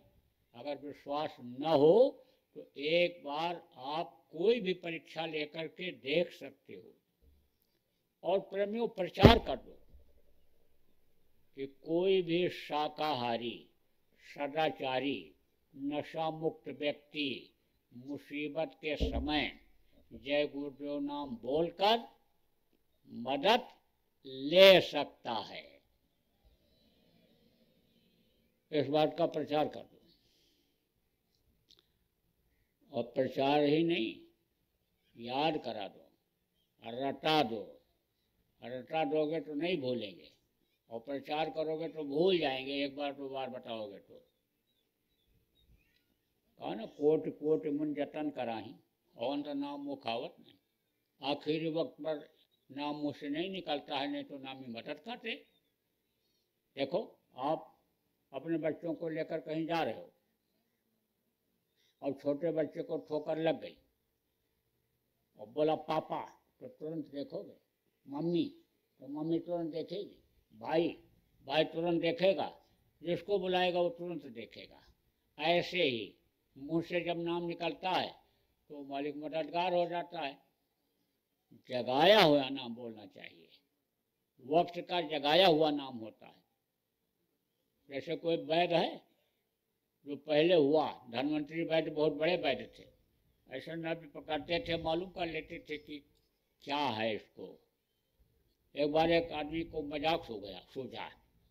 तो उसने क्या किया, उस वक्त पर औरतें पर्दे में रहती थी।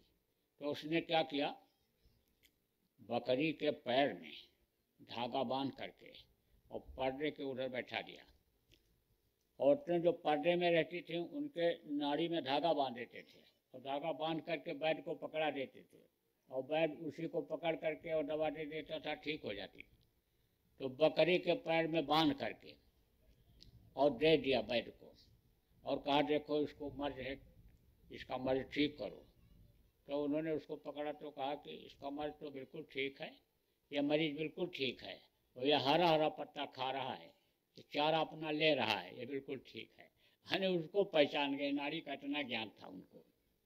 अब आज कोई कहे कि हम अपना मर्ज धन्वंतरी वैद्य से ठीक करा लेंगे और रोग अपना दूर कर लेंगे, तो कैसे कर सकता है। वक्त के वैद्य की, वक्त के गुरु की जरूरत होती है।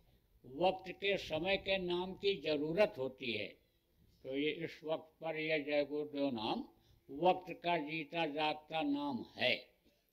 अब जगाया कैसे जाता है ये भी बता दें आपको। आप कहाँ से जुड़े हुए हो ये आपको पता नहीं है।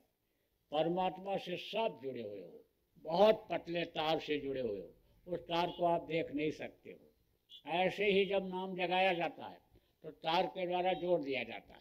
अब जैसे आवाज़ यहाँ निकली तैसे वहाँ आवाज़ पहुँच जाती है, तो मदद हो जाती है। तो अब अगर रटाओगे तब तो याद रहेगा, नहीं लोग भूल जाएंगे। रटा हुआ नहीं भूलता है, आदमी को अपना नाम जल्दी नहीं भूलता है, गांव का नाम भले भूल जाए। तो आप लोगों को रटाओ। देखो बता दें, एक बता देते हैं आपको और कैसे नहीं भूलता है, कैसे भूल जाता है। रामलीला हो रही थी तो हनुमान जी की हो गई तबीयत खराब, तो हनुमान जी बनते थे। तो किसी ने कहा भाई, अन्य लोगों ने कहा क्या किया जाए, किसको बनाया जाए, यही सोच ही रहे थे, पूछ रहे थे आपस में। तो एक आदमी ने कहा कि वो हलवाई है मोटा, उसी को बना दिया जाए। मैनेजर ने कहा वो कहाँ से बन पाएगा, क्या कर पाएगा। लोगों ने कहा सिखा दिया जाएगा, उसको बता दिया जाएगा, कर ले जाएगा। बोले अच्छा बात कर लो। अब उसके पास गए, बोले तुमको रामलीला में हनुमान जी बनाना चाहते हैं। और अंदर अंदर बहुत खुश हो गया कि हमारा फोटो खिंच जाएगा, कैलेंडर छप जाएगा, घर घर में लग जाएगा, लोग हमारे पैर पर गिरेंगे, फूल पत्ती चढ़ाएंगे, हमारे दुकान का ही लड्डू हमको ले जाएंगे, खिलाएंगे, सारे लड्डू हमारे बिक जाएंगे। बहुत खुश। लेकिन बोला भाई हम तो पढ़े लिखे हैं नहीं, तो हम बोल क्या पाएंगे। लोगों से कहा भाई हम पढ़े लिखे नहीं, हम बोल नहीं पाएंगे। अरे बोले चलो तुमको सिखाते हैं, कैसे नहीं बोल पाओगे तुमको सिखा देंगे, करके दिखा देंगे, करवा लेंगे, तुम घबराते क्यों, चलो। ले गए, दिन भर सिखाए, दिन भर पढ़ाए, दिन भर बताए, करके दिखाए, करा के भी देखे। बोले बिल्कुल सही हो गया, आप ये बोले जाएगा, सब कर ले जाएगा। लेकिन रात को जब स्टेज पर पहुंचा और रावण को देखा बैठा हुआ है लाल आंखें किए हुए, तो पैर इसके कांप गए, डर गया, सब भूल गया जो दिन भर याद किया था, सब भूल गया, केवल अपना नाम उसका वही याद रहा। और रावण ने जब डांटा, कहा ए बंदा कौन है तू, क्या है तेरा नाम।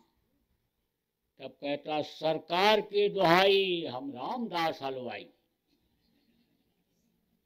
वही अपना नाम याद था, वही अपना नाम बता दिया। अपना नाम रट जाता है तो बोलते बोलते कहते कहते। ऐसे ही रटा दो आप लोगों को जय गुरुदेव नाम, तभी आने वाले खराब समय में उनकी बचत हो पाएगी। क्योंकि खराब समय तो बहुत आ रहा है, तो रटाना कैसे है प्रेमियों। अखंड नाम धुनी करो, 24 घंटे की, 8 घंटे की, 4 घंटे की। अरे जितने लोग आप यहाँ पर आए हो, सब लोग कम से कम 2-2 घंटे की नाम धुनी तो अपने अपने घरों में रोज अन्य आप कर ही सकते हो। तो रोज न कर पाओ तो महीने में 4-6 दिन ही कर लो। घर वालों को बुला लो, पड़ोसियों को बुला लो, रिश्तेदारों को, मिलने जुलने वाले लोगों को बुला लो, और जय गुरुदेव नाम ध्वनि बोलो और बुलवाओ। अगर 2-4 बार भी कोई आ गया, आधा घंटा ही बैठ करके बोला, तो रट जाएगा। देखो बच्चियों, बच्चों को बताओगे तो ऐसे ही नहीं याद करेंगे। तरीका बता देता हूँ, मजबूरन रटेंगे, याद करेंगे, रोज बोलेंगे। तो तरीका क्या है, खाना बना लो जब शाम को, तो उस वक्त पर घर में जो लोग हैं सबको इकट्ठा करो, और कम से कम 10 मिनट तुम जय गुरुदेव नाम की ध्वनि रोज बोलो और बुलवाओ ही। 15 मिनट बोल दो, आधा घंटा, जितना समय हो वो रोज बुलवाओ। और उसके बाद में खाना खिलाना परोसना शुरू करो। अब जब बच्चों को मालूम हो जाएगा कि बगैर ध्वनि बोले खाने को नहीं मिलेगा, तो जैसे कुकर सीटी देगा ट्रे से ही दादाजी चलो, काका जी चलो, भाई जी चलो, चलो चलो चलो ध्वनि बोला जाए, बुला बुला करके ला करके बोलने लगेंगे। इसके बोलने के बाद ही खाने को मिलेगा, और बोलने के बाद जब खाने को मिलेगा खाएंगे तो रट जाएगा। अब कहीं भी मुंह से निकलेगा जब जय गुरुदेव तो मदद हो जाएगी उनकी मुसीबत में, आप भी निश्चिंत हो जाओगे। देखो, कोई कितने भी बुरे लोग हों, लेकिन आपके पहचानी हों, जानकार हों या रिश्तेदार हों, आप सबको बताओ कि रात को सोने के लिए जब जाओ तो जय गुरुदेव नाम की ध्वनि बोलते बोलते फिर सो। जब तक नींद ना आ जाए जय गुरुदेव नाम की ध्वनि बोलते रहो। आप अगर वो भाव के साथ बोलेंगे तो उनको फायदा होना शुरू हो जाएगा, और नहीं तो जब उनके बोलते बोलते कर्म कटेंगे तब उनको सद्बुद्धि आ जाएगी, और फिर आप उनको समझा देना कि भाई शाकाहारी सदाचारी नशा मुक्त रह करके और नामदान लेकर के भजन करो, जीवन अपना सार्थक बना लो। जिस काम के लिए मनुष्य शरीर मिला वो काम पूरा कर लो, समझा देना। आप नामदान दे करके सुमन ध्यान भजन समझा करके उनको और करवा देना, उनके भी मदद कर देना। तो कैसे बोलोगे? जय गुरुदेव जय गुरुदेव जय गुरुदेव जय जय गुरुदेव, इसी तरह से बोलना है और बोलवाना है लोगों को। अब दूसरा नाम है, ये तो रहा वर्णात्मक नाम, दूसरा नाम है ध्वन्यात्मक नाम। वो नाम मैं आपको बताऊंगा। यही नाम मीरा को जब उनके गुरु रविदास ने दिया तब मीरा ने कहा, पायो रे मैंने नाम रतन धन पायो, वस्तु अमोलक दी मेरे सदगुरु, कृपा करी अपनायो, पायो रे मैंने नाम रतन धन पायो।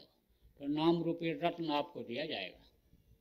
तो कोई दक्षिणा, अरे दक्षिणा तो को देना चाहिए, ये तो मर्यादा रही, हमेशा दिया जाता रहा। और बहुत से लोग तो पहले ही लोटा धोती लंगोटी सब रखवा लेते हैं, तब कंठी बांधते हैं, हाथ तब छाप लगाते हैं। तो यहाँ तो न छाप लगाना न कंठी बांधना, और यहाँ पर कोई लोटा धोती लंगोटी भी नहीं रखवाना। लेकिन दक्षिणा तो आपको देना है। तो देना क्या है? आप अपनी बुराइयों को यहीं छोड़ जाओ, बुरे कर्म मत करना, और जो भी जान अनजान में आपसे बन गया आज उसके लिए उस मालिक से माफी मांग लो, और आगे के लिए कान पकड़ लो, तौबा कर लो, अब नहीं करेंगे। अभी तक जो आपने मांस खाया, मछली खाया, अंडा खाया, शराब पिया, ताड़ी अफीम का सेवन किया, दूसरी औरत के साथ बुरा कर्म किया, अब मत करना। जैसा शुरू में मैंने बताया कि मांस खाने वाले का खून बेमेल हो जाता है, बुद्धि भी खराब होती है, डॉक्टर दवा खिलाता जाता है, बीमारियां नहीं जाती हैं, तो मांस मत खाना। देखो बच्चियों, जो जानवरों को मारता है, काटता है, मांस को पकाता है, खाता है, खिलाता है, सबको बराबर पाप लगता है।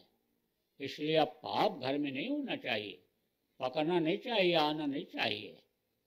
मछली क्या है? तालाब की सफाई के लिए बनाई गई। कोई भी गंदी चीज़ आप डाल दो तालाब में, नदी में डाल दो, मछली खा जाती है।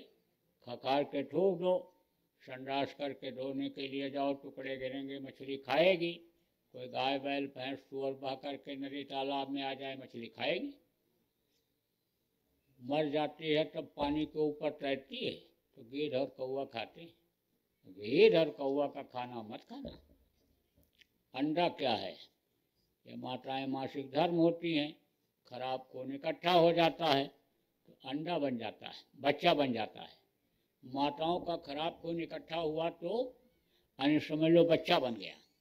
और मुर्गियों का खराब खून और उनके टट्टी पेशाब का खराब हिस्सा जब इकट्ठा हो जाता है तो वही अंडा बन जाता है।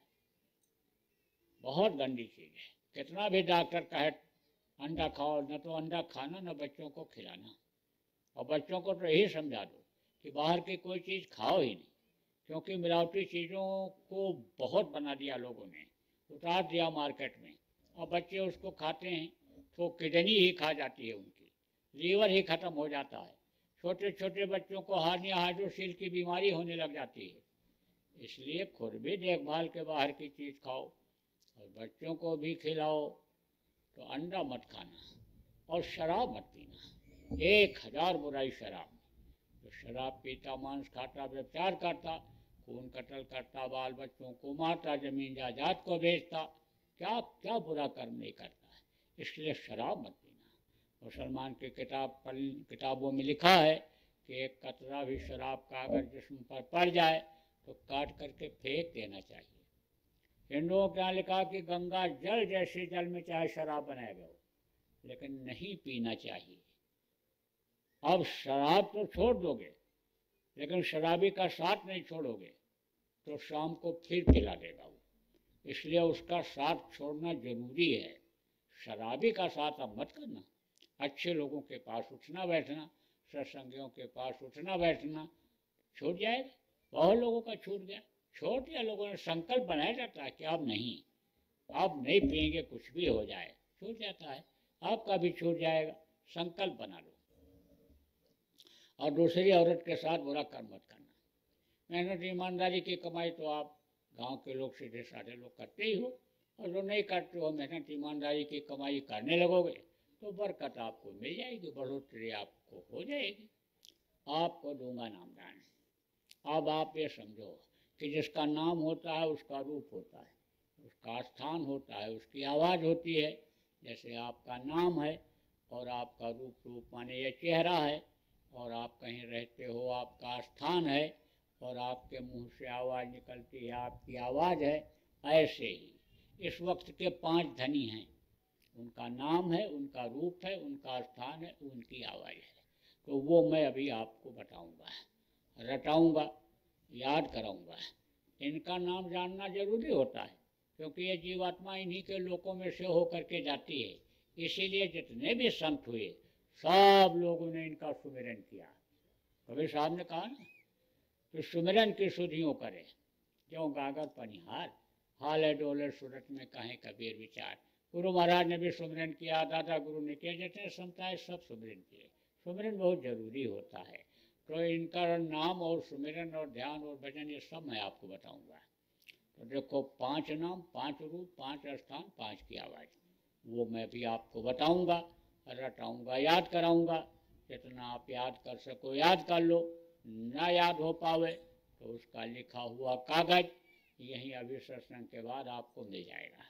ना मिल पावे, अगर ना मिल पावे तो पुराने लोगों से पूछ करके लिख लेना और लिख करके याद कर लेना। और जब याद हो जाए तो कागज को फाड़ करके कहीं सुनसान जगह पर फेंक देना। बताना मत किसी को। अगर आप बता दोगे तो उसका तो कोई फ़ायदा होने वाला नहीं, या टेप करके सुना दोगे तो उसका तो कोई फ़ायदा होने वाला नहीं, और आपके ऊपर नाराज़ हो जाए, आपका नुकसान हो जाए। इसलिए बताना मत किसी को। दूसरी चीज़ आप और समझो कि अभी आपको बताऊंगा ध्यान लगाना। आँख बंद करोगे, ध्यान लगाओगे, ऊपरी लोकों में जाओगे, स्वर्ग वैकुंठ में जाओगे, देवलोक सूर्यचंद्र लोकों में जाओगे, और वहाँ का दृश्य नज़ारा देखोगे, वहाँ की मीठी आवाज़ सुनोगे तो मस्त हो जाओगे। और मस्त होकर के, खुश होकर के दूसरों को बताने लगोगे। और जैसे ही बताओगे वैसे ही वो बंद कर देगा। इसलिए कुछ भी दिखाई पड़े या सुनाई पड़े तो बताना मत किसी को। ये बात रट लो, याद कर लो कि कुछ भी दिखाई सुनाई पड़े तो किसी को भी नहीं बताना है। अब आप समझो 3 चीज़, सुमिरन, ध्यान और भजन। सुमिरन किसको कहते हैं? माला जपने को।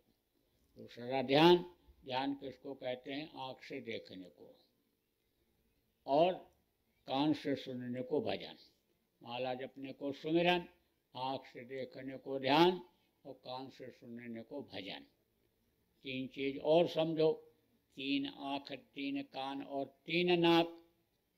देखो, 2 आँखें ये बाहर, इससे बाहर की चीज़ दिखाई पड़ती है, और एक आँख अंदर ये जो जीवात्मा बैठी हुई है उसमें है, उससे ऊपरी लोगों की चीज़ें दिखाई पड़ती हैं। 2 कान ये बाहर, इससे बाहर की आवाज़ सुनाई पड़ती है। जीवात्मा में जो कान है उससे अनहद वेदवाणी आकाशवाणी जिसको कहते हो वो सुनाई पड़ता है। 3 नाक, एक सुराख है देखो दाहिनी तरफ और एक के बाईं तरफ, ये 2 नाक हैं, ये तो बाहर हैं और एक नाक अंदर जीवात्मा में है, उससे ऊपरी लोगों की खुशबू मिलती है। वो खुशबू जब मिल जाती है तो खूब मस्ती आती है। तो 3 आँख 3 कान और 3 नाक, सुमिरन ध्यान भजन 3 चीज ये, और 5 नाम 5 रूप 5 स्थान 5 की आवाज़ ये मैंने आपको बतलाया। अब दूंगा नामदान, बैठो इसे, जैसे हम बैठे बैठ जाओ। और पालथी जो नाम बोलूँगा आप लोग बोलना, और जब मैं बोलना बंद कर दूंगा तो आप भी बोलना बंद कर देना, और फिर आपको समझाऊंगा। आँख कान सब इनके है, तो देखे भी न हो प्रतीति, अब इन प्रतीत हुए न प्रीति, बगैर देखे विश्वास नहीं होता है, और बगैर देखे प्रेम नहीं होता है, देखने से ही प्रेम होता है। और जब देख लोगे उनको और उनसे प्रेम हो जाएगा तो प्रेम से प्रकट हुए मैं जाना। जब भी प्रेम से उनको पुकारोगे तो आपके सामने दिखेंगे, और जब दुनिया बनाने वाला मिल जाएगा तब आपको कोई फिक्र रह जाएगी। दिन और दुनिया दोनों बन जाएगा, दिन और दुनिया दोनों बन जाएगी आपकी। इसलिए एक साधे सब सधे, एक साधने में इसमें लग जाओ। अभी तक जो आपने किया सो तो किया, अब इसको करके देखो, इसको करके देखोगे तब आप पुराना तो सब छोड़ ही दोगे। जैसे कोई एक दुकान करे और आमदनी हो और दूसरी दुकान खोल दे और इससे ज़्यादा आमदनी उसमें होने लग जाए तो पुरानी पर ध्यान नहीं देता है, बंद ही हो जाती है, वो नए को ही आगे बढ़ा देता है। ऐसे ही इसको जब करने लगोगे तो इसी को करोगे फिर। तो 5 मिनट के लिए आपको बैठाऊंगा, 5-7 मिनट के लिए यहाँ बैठ जाओ, और फिर अभी आपको भजन समझाऊंगा, फिर कर दूंगा छुट्टी। तो जिनके पास कपड़ा है डाल लो, इसे ढक लो। लेकिन जब ध्यान लगाओगे और ये ऊपर की तरफ जाएगा और वहाँ का रस जब मिलेगा तो ये तीखी मिर्ची की तरह से ये जो रस ले रहा है लगेगा इसको। तो जहाँ कहीं भी खाली बैठोगे वहीं पर कहेगा चलो आँख बंद करो, निकलो, उधर चलो, आनंद लो, खूब लगवाएगा। लेकिन शुरू में थोड़ा सा मन को रोकना पड़ेगा। तो बराबर ध्यान लगाना सब लोग। और गांव के जितने भी लोग आप यहाँ पर आए हो, अच्छा तो ये होगा कि शाम के समय एक जगह इकट्ठा होकर ध्यान भजन करो। अब यह है कि बच्चियों तुमको रोटी बनाना रहता है, खाना बनाना रहता है, तो तुम दिन में इकट्ठा हो जाया करो। इकट्ठा होकर करने में कोई चीज़ भूल जाओ, भटक जाओ तो पूछ लो। किसी की साधना नहीं बनती है, नहीं दिखाई सुनाई पड़ता है, तो जिसकी बनती है उससे पूछोगे कि भाई हमारी भी कैसे बने, तो वो बताएगा, सब तरीका बता देगा। इसलिए यानी साथ में बैठ करके करने से बड़ा फायदा होता है। तो पहला था सुमिरन, दूसरा ये ध्यान, और तीसरा है भजन। भजन किसको कहते हैं? ये मानो मंदिर है, इसमें आँख कान मुँह ये सब दरवाजा हैं। ये बाहर का दरवाजा, आँख मुँह जब ये बंद होगा तब अंदर का द्वार खुलेगा। बराबर भजन करना है आप लोगों को। और देखो प्रेमियों, थोड़ा शाकाहारी का करना प्रचार। शाकाहारी सदाचारी नशा मुक्त बनाना लोगों को बहुत ज़रूरी है, और अगर ये नहीं बनेंगे तो बहुत मरेंगे, क्योंकि वक्त बदलने का समय आ रहा है। आप समझो कि लिंग पुराण के 40वें अध्याय में भी लिखा है, सूर सागर में भी लिखा है, जगन्नाथ दास की उड़िया किताब में भी लिखा है, और गुरु महाराज बराबर कहते रहे कि कलयुग में कलयुग जाएगा और कलयुग में सतयुग आएगा। तो जो आप देखो कि जब आने समझ लो एक युग बदलता है और दूसरा आने को होता है तो मरते बहुत हैं। त्रेता जाने को हुआ तब बहुत मरे, द्वापर जाने को हुआ तब बहुत मरे, और कलयुग जाएगा तब बचेंगे। कलयुग अपने प्रेमियों को लेता जाएगा, रगड़ाई करेगा, बहुत मरेंगे। अब सब लोग मरी जाएं तो सतयुग को देखेगा कौन? इसलिए सतयुग के लायक लोगों को बनाना है। सतयुग योगी विज्ञानी, सतयुग योगी सब विज्ञानी, योगी विज्ञानी लोगों को बनाना है। इसलिए आप बराबर समझाते रहो, प्रयास करते रहो। आगे का समय बहुत खराब आ रहा है। आज के तारीख तक आपने बीमारियों को नहीं देखा। ऐसी नई नई बीमारियां आएंगी जो ज़्यादातर मांसाहारियों को ही होंगी, मांस खाने वालों को ही होंगी। कीड़े ज़्यादा उन्हीं के अंदर पैदा होंगे कि दवा नहीं मिलेगी उनकी। छूट की बीमारियां जब होती हैं, आती हैं, तो घर के लोग ही सेवा नहीं करते हैं। कोई मर जाता है तो डर के मारे उसको जलवाने नहीं, गाड़ने नहीं जाते हैं कि हमको भी ना हो जाए। कहते हैं ना, जो सबकी दाढ़ी में आग लगती है अपनी अपनी बुझाता है। तो खराब समय आ रहा है, बहुत खराब समय आएगा। उसके बाद फिर युग बदलेगा, समय बदलेगा, फिर अच्छा समय आ जाएगा। एक समय ऐसा आएगा प्रेमियों कि देश में गौ हत्या बंद हो जाएगी। और गौ हत्या ही नहीं, किसी भी पशु पक्षी की हत्या नहीं होगी। कश्मीर से कन्याकुमारी तक, गुवाहाटी से चौपाटी तक कोई भी मांस, मछली, अंडे, शराब की दुकान ही नहीं होगी। बहुत से लोगों ने तो मेरे कहने पर मांसाहारी होटल बंद कर दिया, शाकाहारी चालू किया, कह रहे हैं अच्छा चल रहा है। मेरे कहने से अंडे, मछली, शराब की दुकानों को लोगों ने बंद कर दिया। दूसरा कारोबार किया, कह रहे हैं अच्छा चल रहा है। तरीका होता है, मैं बता दूं, और एक कमाए और 10 खाए। तो अब आप ये समझो कि समय बदलेगा।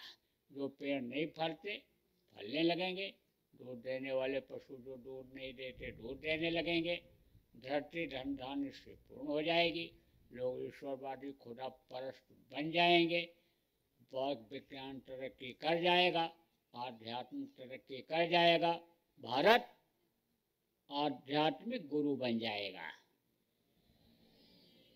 वो समय तो आएगा, लेकिन ये बीच वाला खराब है। अभी अपहरण, बलात्कार, चोरी, डकैती, ठगी ये सब बहुत बढ़ेगी। इसलिए लालच में प्रेमियों मत पड़ना। लालच में पड़ जाते हो तो घर का चला जाता है। आ जाते हैं ना, कहते हैं कि नाम लिखवा देंगे, एडमिशन करा देंगे बच्चे का, नौकरी लगवा देंगे, प्रमोशन करा देंगे, 1 का 4 गुना करा देंगे, ले लो जमीन खरीद लो, जायदाद खरीद लो। बस पैसा लेकर चले जाते हैं, 1 पैसा वापस नहीं मिलता है। इसलिए ज़्यादा लालच नहीं करने का। आप समझो मालिक पर भरोसा करो, उस पर भरोसा करो जो पैदा होने के पहले माँ के स्तन में दूध भर देता है, देता वही है, खिलाता वही है। और आपको तो समर्थ गुरु मिल गए, लोगों को तीसरे दिन मिलेगा तो आपको रोज खाने को मिलेगा। आप चिंता क्यों करते हो? और अगर अन्न की भारी कमी भी हो गई तो पत्तियां बता दी जाएंगी, उन पत्तियों को खाओगे तो भूख ही खत्म हो जाएगी, भूख ही नहीं लगेगी।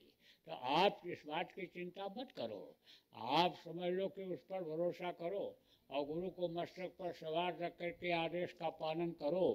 जो लेना देना कर्जा है गृहस्थ आश्रम का, उसको भी अदा कर लो और निकल चलो इस दुनिया संसार से। यहाँ क्या रखा है, ये तो दुख का संसार है। तो अब आपकी करूँगा छुट्टी, लेकिन बगैर भजन किए कोई छुट्टी नहीं।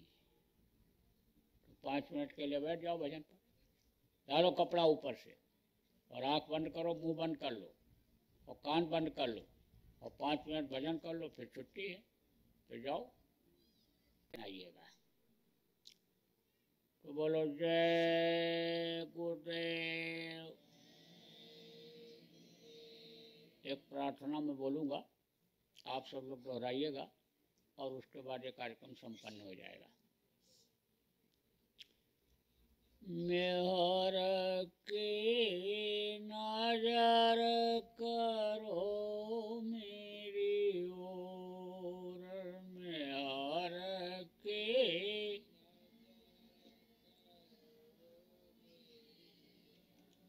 दया की नजर करो मेरी ओर, दया की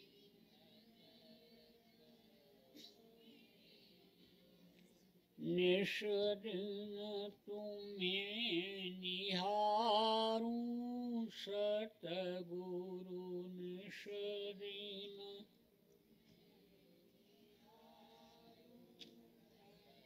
जैसे चंद्र चकोर जय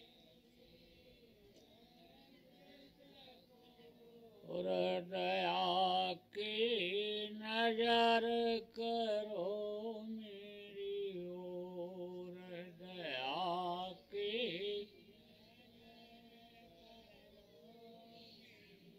जानू न कौन भूल हुई तन से, जानू न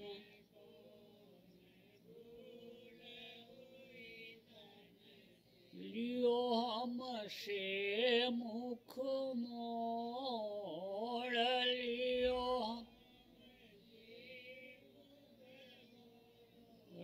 दया की नजर करो मेरी ओर, दया की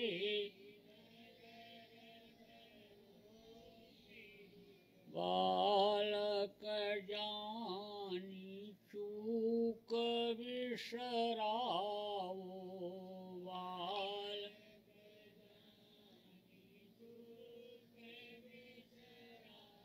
आया शरण अब मैं तोर आया, और दया की नजर करो मेरी ओर, दया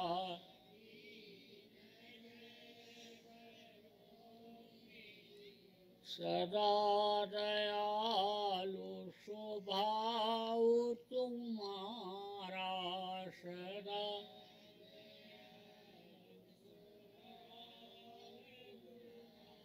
मेरी बेरी आकाश भयऊ कठोर, मेरी वे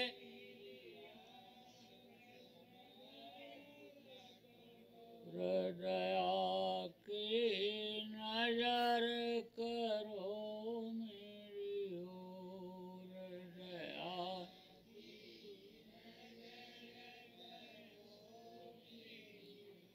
शरणागत की लाज न राखो, शरणा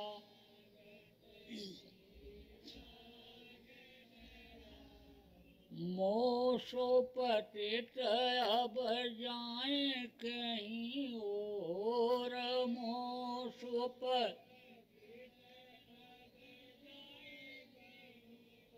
और दया की नजर करो मेरी ओर, दया की अब की बार उबार ले जो, अब की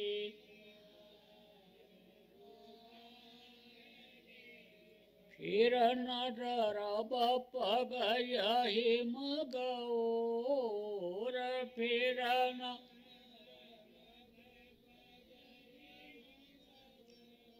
और दया की नजर करो मेरी ओर, दया की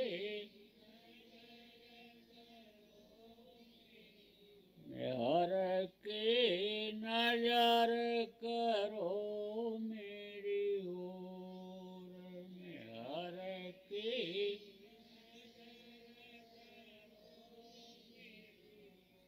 जय